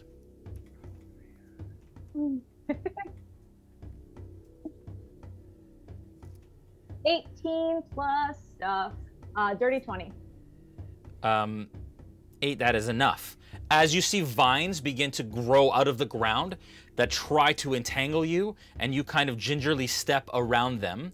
And then you see the other druid do the same thing, extend its hand, and you feel these vines begin to grow. I'd like you to make another saving throw, please. 18. Okay, that is also enough. Easily sidestepping the vines that continue to grow to try and entangle you. Double Dutch. I'm just stepping over. On the other side, the other druids are going to turn the corner and begin to close the distance.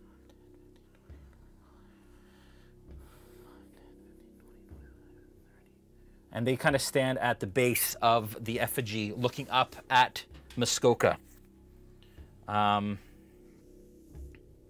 they, as well, kind of hold their arms up in the air, both of them. Muskoka, I'd like you to make strength saving throws. 2, please.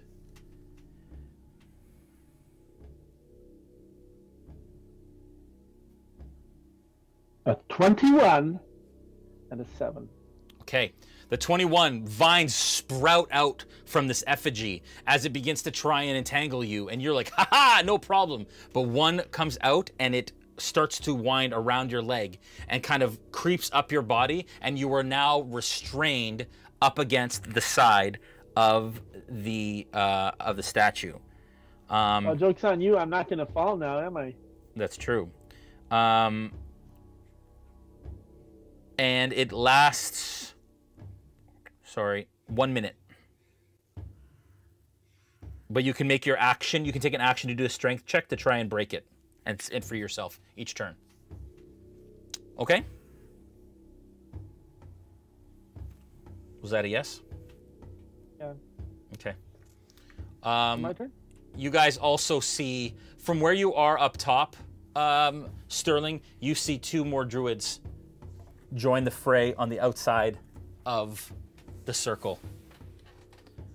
Sterling, you're up. I can see them? No, it's not Sterling. Sorry, Muskoka. I apologize. Okay. You can't see anything yet, Sterling. Go ahead. Oh, we just lost somebody. Okay. You know, I'm just gonna... It's all broken. Sorry, guys. We have now Hey, Adam. that is Adam, and Dmitri is Brandon, apparently. Oh man. So it's my turn now, right? Yeah, I can still hear you, but we can't see you, so go ahead. Okay. Well, I'm gonna dash. I'm gonna move 60 more feet. I'm now at 350 feet away, almost within range there, Falpher. Okay. Falpher probably can't hear you at this point because Joel dropped out like we thought he would. Dmitri, you're up. Muskoka, you're on deck. All right, I'll dash for 60 more feet, bringing me to 220 away. Oh, sorry, not 220, 280. 280 away. And how far are you, Muskoka? I mean, Sterling? I'm 350 feet away. So how is Dmitri further than you? That's not possible. Well, we started at 500 feet away. I moved to 90, and then I right? moved 60. It was 500. Sorry, Dmitri. Oh, 500? Yeah.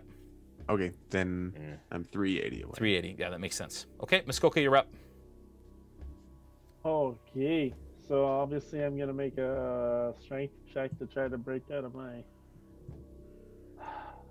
vines. Okay, do that.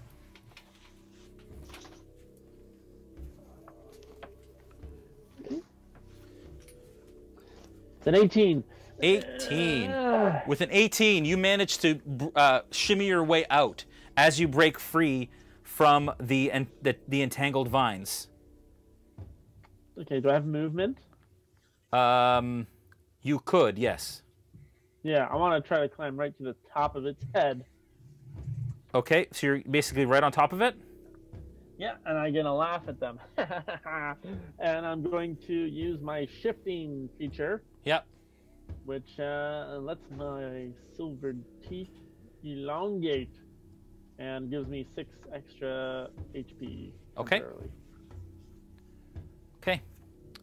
The two barbarians climb another 15 feet until they are basically flanking you on either side. And you are currently within distance. They are going to get disadvantage on their attacks. But at the same way, you see them start to kind of like hype themselves up as they approach you. And you can see them go into what you imagine is somewhat of a rage. So it's clean. They don't get advantage or disadvantage. It's just a straight shot for them. What's your armor class, sir? 14. Okay.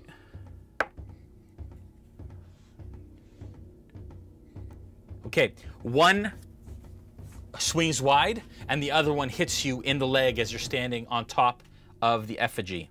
That is going to be 9 points of slashing damage. Excellent. As your calf is ripped open and blood starts to pour down the head of the effigy. Right into my mithril plaid.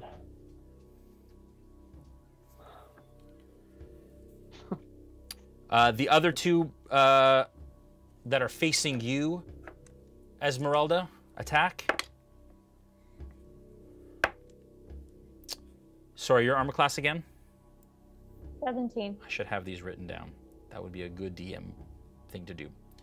You said 17. The second one hits. 8 points of damage from the great axe. Okay. And then the other two are going to move in. And they're closing in. The other one is also going to come in here, and it's going to attack as well, Ezmerelda. Great. You are now flanked by 3. That is a natural 20. That is... Oh, shield. Okay. I cast shield. Okay. So that, what does that... So, yeah. 20 So points now of my damage. Is 22. So, sorry, you take 20 points of damage. So what does that do? So, I can use it as a reaction. Yep. When I'm attacked. Yep. And until the start of my next, my next turn, I have a 22 AC. So natural 20. And I take no damage from magic mist. Yeah, so the natural 20 still would have hit because it would have been they're plus is 5. Yeah. So you still take 20 points of damage. Great. I'm not doing so well, you guys. And again, you're trying to fend off the attacks from the two of them, and this one comes right down the middle and just slashes you right across your clavicle area as you feel this warmth start to kind of like fill under your armor. Ezmerelda, you're up. Somebody else wants to come in at any point, you know, wants to come in and help. Ezmerelda, you're up. I'm going to use my multi-attack.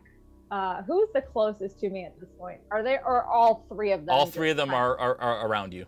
Your back is to the effigy. Okay. Like that's where you are here. Yeah. Your back is to the effigy. I see the 3 guys there. I just wanted to know. So the guy who is most hurt that I've been attacking, I will start with him on my multi-attack. Yep. Starting with my rapier, and that is a dirty 20 to hit. Nicely done. That's a hit. And that is 13 points of damage. Okay. You, as this one kind of, as it sees the blood kind of start to pool under your armor, it goes, rah, and kind of roars in your face, and you stick your rapier right through its mouth and out the back of its head as it like wiggles on the sword and falls off the edge of your blade. Yes. Is he still alive? No, he's dead.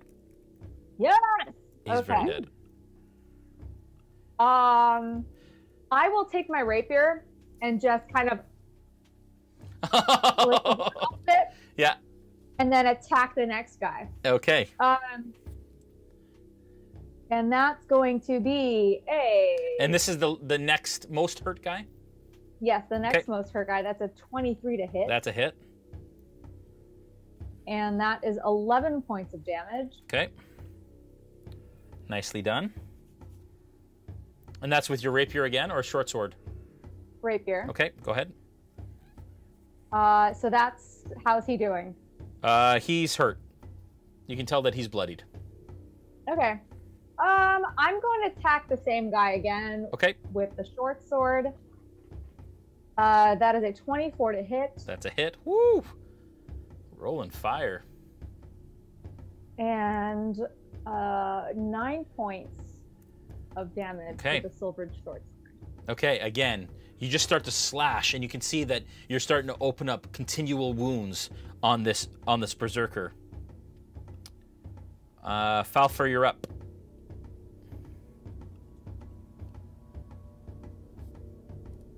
I would love to help, but I'm not sure anyone can see me or hear me. We can hear you. We can hear you. But barely see you. So I'm going to wait for Sterling to get on his next to do his next chunk of distance, and then I should be within range to be able to shoot both of my hand crossbows. The only issue with that is that you are on a hill.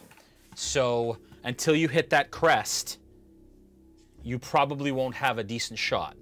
So at this point, I just want to make sure, and I want to take a look at this map to see exactly where you guys, where you'll be able to kind of get a shot at.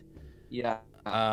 Yeah, because the map as we see it isn't topographical, so I don't get a sense for where the Sterling, how far have you moved? Well, on my next turn, I'll be up at 290 feet. 290? Yeah. Okay. At 290, you're basically at that second concentric ring. So I would say you're readying an action, Joel? Yeah. Okay. So after Sterling's next movement, you would have crested that hill. And at that point, you're like 250 feet from the closest enemy. Yeah, and sorry, I said my hand crossbows. I meant my short bow, and it'll be within range. Okay. And I can do 2 attacks. Okay. Yep. All right. Cool. Okay. At this point,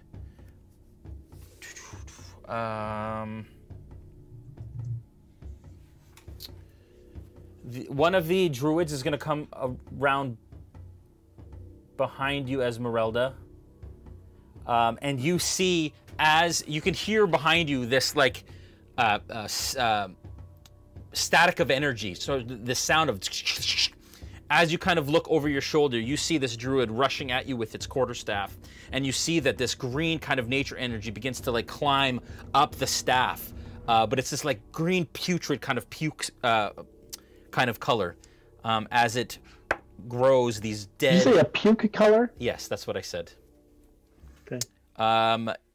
And as she starts to swing, that sound of that energy kind of made you aware, and you are able to parry away that blow from her quarterstaff from hitting you.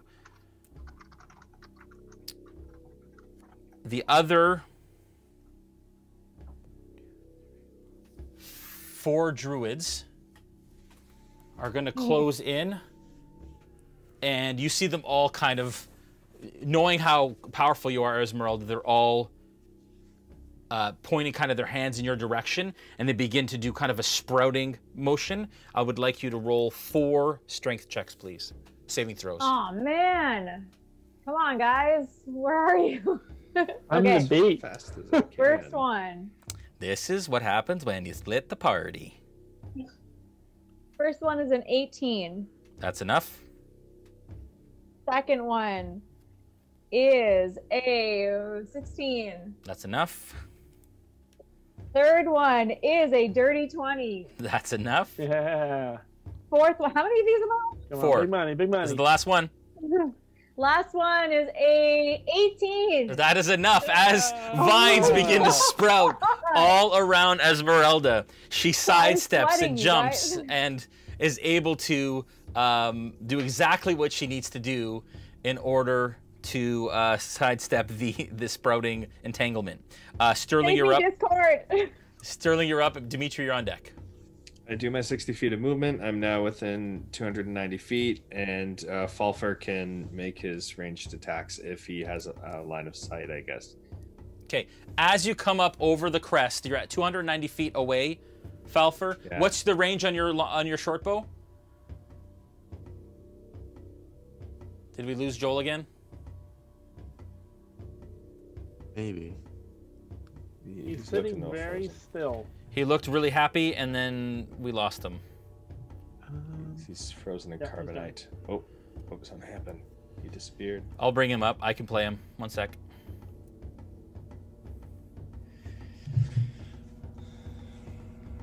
COVID, y'all. What? I could play him if you want. No. Just looking Hey, up the- Sterling, why don't you throw me in the garbage? Okay, so his the range on his. Okay, so he's got disadvantage on the attack. He's going to attack twice, and he sees that there are 2 druids kind of at the mouth of the entrance. He hits with the first one and misses with the second one. I'm using the digital dice from D&D Beyond. You'll hear it in the sound, actually, on stream. And that is 6 points of damage that he does to that one druid. As it wasn't expecting it, and it gets smashed in the back with this arrow.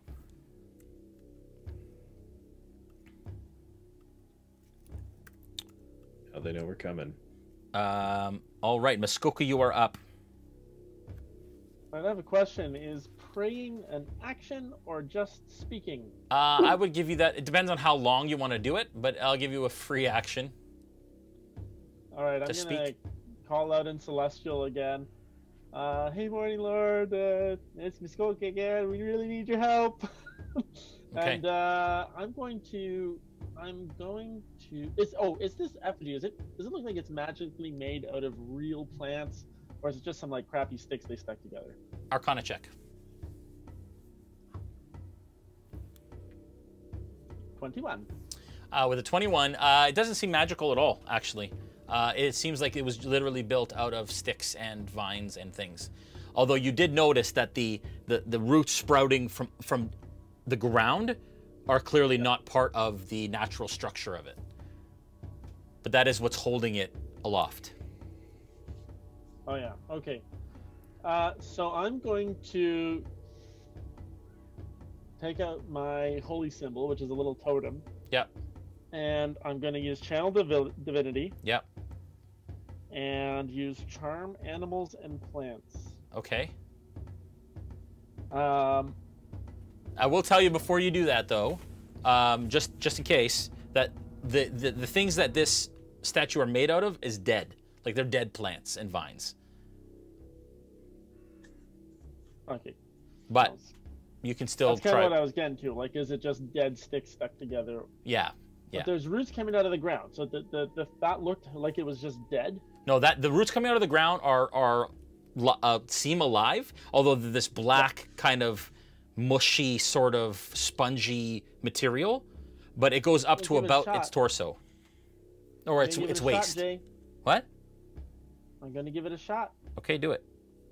I'm gonna do it. I'll present my holy symbol and invoke the name of my deity. Okay. I don't know if it has a name, just basically nature. Okay. Each beast or plant creature that can see you? Can plants see? Is this a plant creature? It depends. Oh my gosh. I don't know. You know, when in Barovia, take a wild guess. Still gonna go for it. What a bad decision. Okay, I'm just gonna do it. I'm just gonna do it. Okay.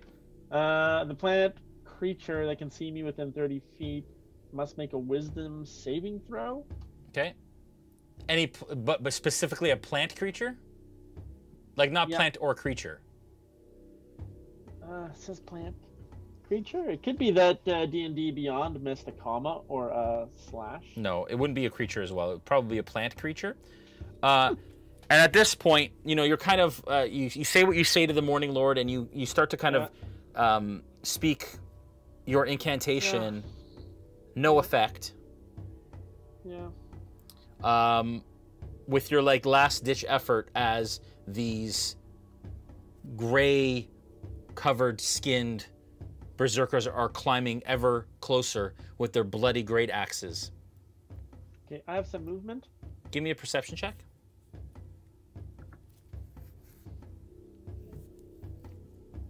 14. Okay. Go ahead. What do you want to do with your movement? You're up at the top of the head. I want to slide down the ropes. Now, the rope isn't connected to anything. At this point, it's just dangling. So if you slide down one side, it's just going to be like falling. Oh, this game. She just jumped to my death. I'm the bait anyways. Have I used up my action? I've used up my action. I can't move anything. I'm just going to sit there and die. Okay, and you're still like lit like a beacon, right? Yeah. Okay. Lit like a beacon. Okay. I'm the bait. In the distance. Man, I thought I was so bad last game. This is worse. In the distance, I'd say about 100 feet west, kind of just on the edge of the top of the hill, you see a cloud of black smoke begin to apparate and swirl and turn. And from that bursts what appears to be a black stallion from this cloud. And in this explosion of brimstone and kind of dark energy, the stallion comes to rest on top of the hill. Its hooves, tail, and mane are fire that lick behind it as it kind of trots around. Its eyes are orbs of glowing, burning, molten fire. Atop this stallion is a man. A very familiar man. you see the visage of Strahd himself, atop his nightmare steed. On the back of his horse is a limp humanoid that lies motionless across the back, and that is where we're going to end the session for this evening.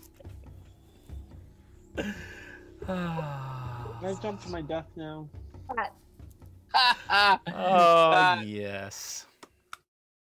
Wow. Thank you for watching, everyone. Had a great time this evening. Thanks for tuning in amidst all of our technical issues and the glitchiness. I'm a little more glitchy right now, but it looks like I'm popping and locking. I don't know. You're glitching. I'm glitching. Thank you, everyone, for joining us. I want to thank our sponsors, as usual, Dungeons & Dragons, and Beetle and Grimm, and Sirenscape, and all of our product sponsors. Thank you so much. Not sure exactly what Julian is doing. That's a horrible shot, Julian. I told you not to play with the PTZ, but he's not listening. I don't know why he's zooming in on my mic. What are you doing? That's amazing. Zoom right in. Zoom right in, Julian.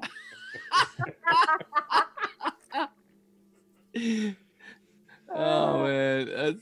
This is what the players get just for you next week.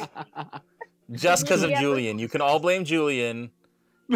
Strahd. He was already there. You For get sticking Julian, the around, limp you humanoid get on the this back of special his camp. That is steed. horrible.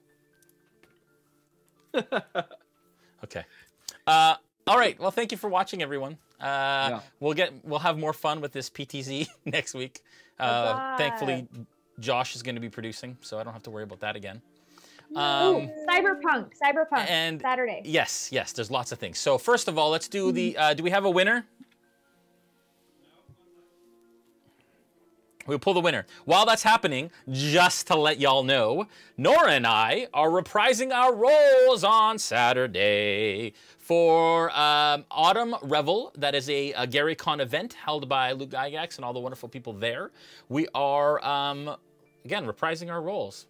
And we're very excited. All of the Team Monster are going to be joining us on this wonderful little adventure. It's going to be the third part of our Cyberpunk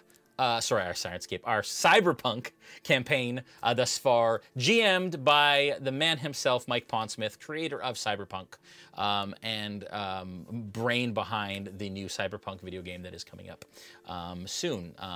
So we're very excited to be a part of it. I think Mr. Matthew Lillard's going to be joining us, and Luke Gygax, and all of those wonderful people, John and Beast and everyone. So we're very, very excited. It's going to be a blast. Please join us. What's the time on that again, Noura? Let us know. But it will be on our channel, and it will be on the GaryCon channel. That is the plan. Yes. It's on our socials. We posted it. It's on our socials. We've posted it. You'll see it. Check out our Instagram. Follow us on all our socials. That's great. If you liked what you saw tonight, consider following us on Twitch, on the D&D Twitch, and on the Beetle and Grimm Twitch. That'd be great. And consider subscribing at twitch.tv/RealmSmith to join our awesome role-playing community of Vistani, who, again, the quests and the things that they do in their game affect ours. David, you are so strange, sir, and very pink today. Do we have a winner? Check my phone. Hey Jay. Yeah. While you're doing that, yeah. Can I just say that we're only 28 followers away from 6,000 followers on Twitch. We're only how many? We're only 28. 28 folks. Let's try to get us to 6,000 by Monday. Yeah, totally. That would be amazing. Tell your friends. Amazing. If yeah, that would be awesome. If you guys could do that, even by tomorrow night for Behind the Screen. So that leads me into the winner, which is Regnal Beast. Regnal Beast? Regnal Beast. Congratulations. You have won the digital copy of Curse of Strahd for your D&D campaign. Our Smith Guardians will be in touch and will send you the download code for that. Thank you, D&D Beyond, for that awesome giveaway. Also, tomorrow night, Behind the Screen with myself, we can talk about everything that happened here tonight. It's going to be so much fun.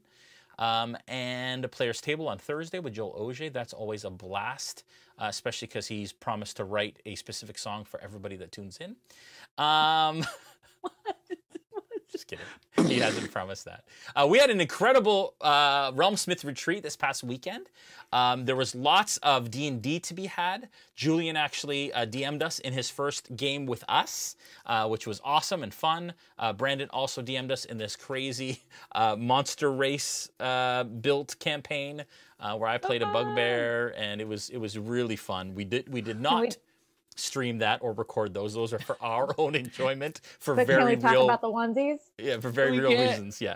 We You may see the can't onesies talk about sometime. the onesies. Yeah, but you can see us in our onesies on social media. It is on the internet. Hey, if you now guys forever. want RealmSmith onesies with our character faces on the butts, let us know in chat. butt flap onesies, oh dear. Oh, Oh, that already Come came up on. apparently. We did think maybe we'd have like we talked about RealmSmith onesies for RealmCon. Speaking of which, we are planning next October, a year from today, from this month, holding hopefully a fan event if the world turns to better days and opens up its borders, where we will invite all of our fans and our community to Toronto, where we will have live plays and do live sessions and quests and roleplay with you guys and be able to meet with you and wear onesies together, apparently. We'll have a onesie party one night. yeah. If those borders are open, I am so there. You will be there. You will be here before that, hopefully, Noura. Yeah. That Hopefully. is absolutely, hopefully the case. And then we're back for episode 13 next week. It's going to be a blast, guys. Thank you, everyone, for tuning in. And you guys have a wonderful week. Isn't next week Thanksgiving?